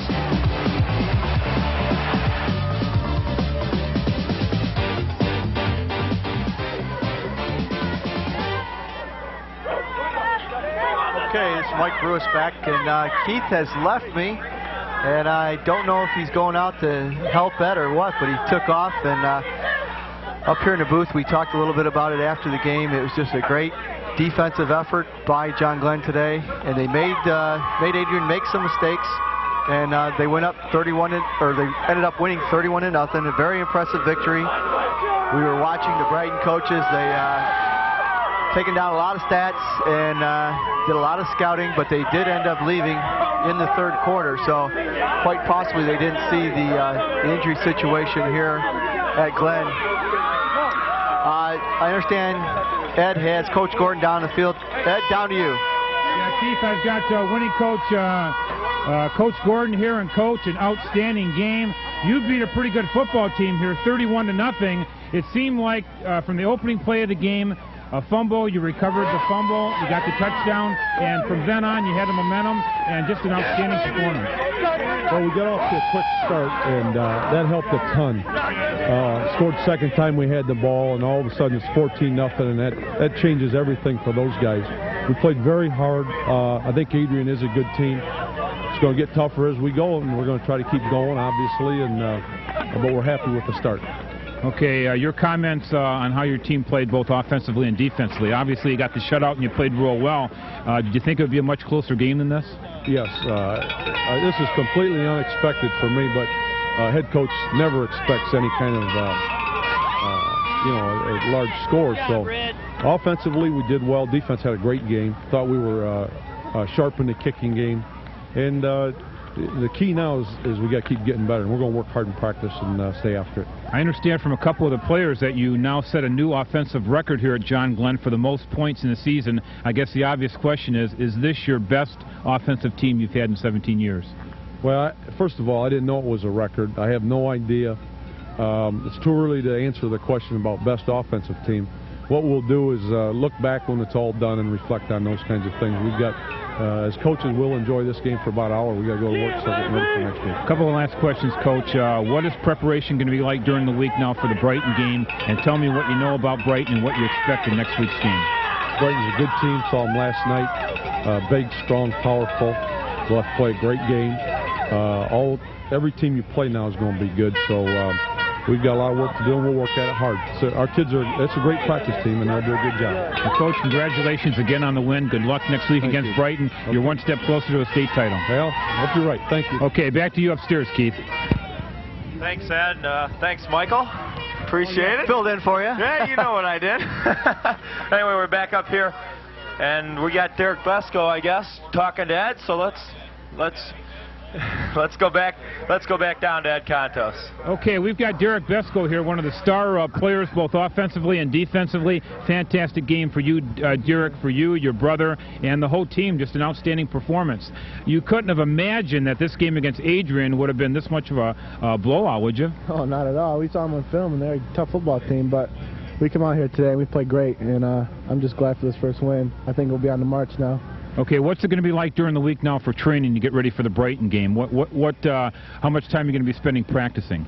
Well, we'll probably play another Saturday game to get another day of practice in. And last week for Adrian, I mean, we watched so many. We just watched films on him, and then we knew everything. So this week we hope to do the same in Brighton. Derek, you had a couple of big games preceding this one, the game against Wayne and the game against Harrison. Do you think because of that experience and those two big games that helped you in today's game? Definitely, because like Coach Gordon said before the game, we've been in big games, so it's just like this is another big game that we have to come out and play, and I think it's going to help us a lot winning this game plus all those other big games. Derek, again, congratulations on the win. You've had a great season here, and go get them next week against Brighton. Thank you, sir. Thanks. Okay, now, Keith, back to you upstairs.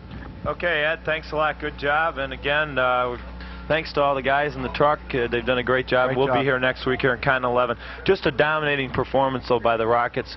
Obviously, their best game of the year, even though this is only our third that we've seen.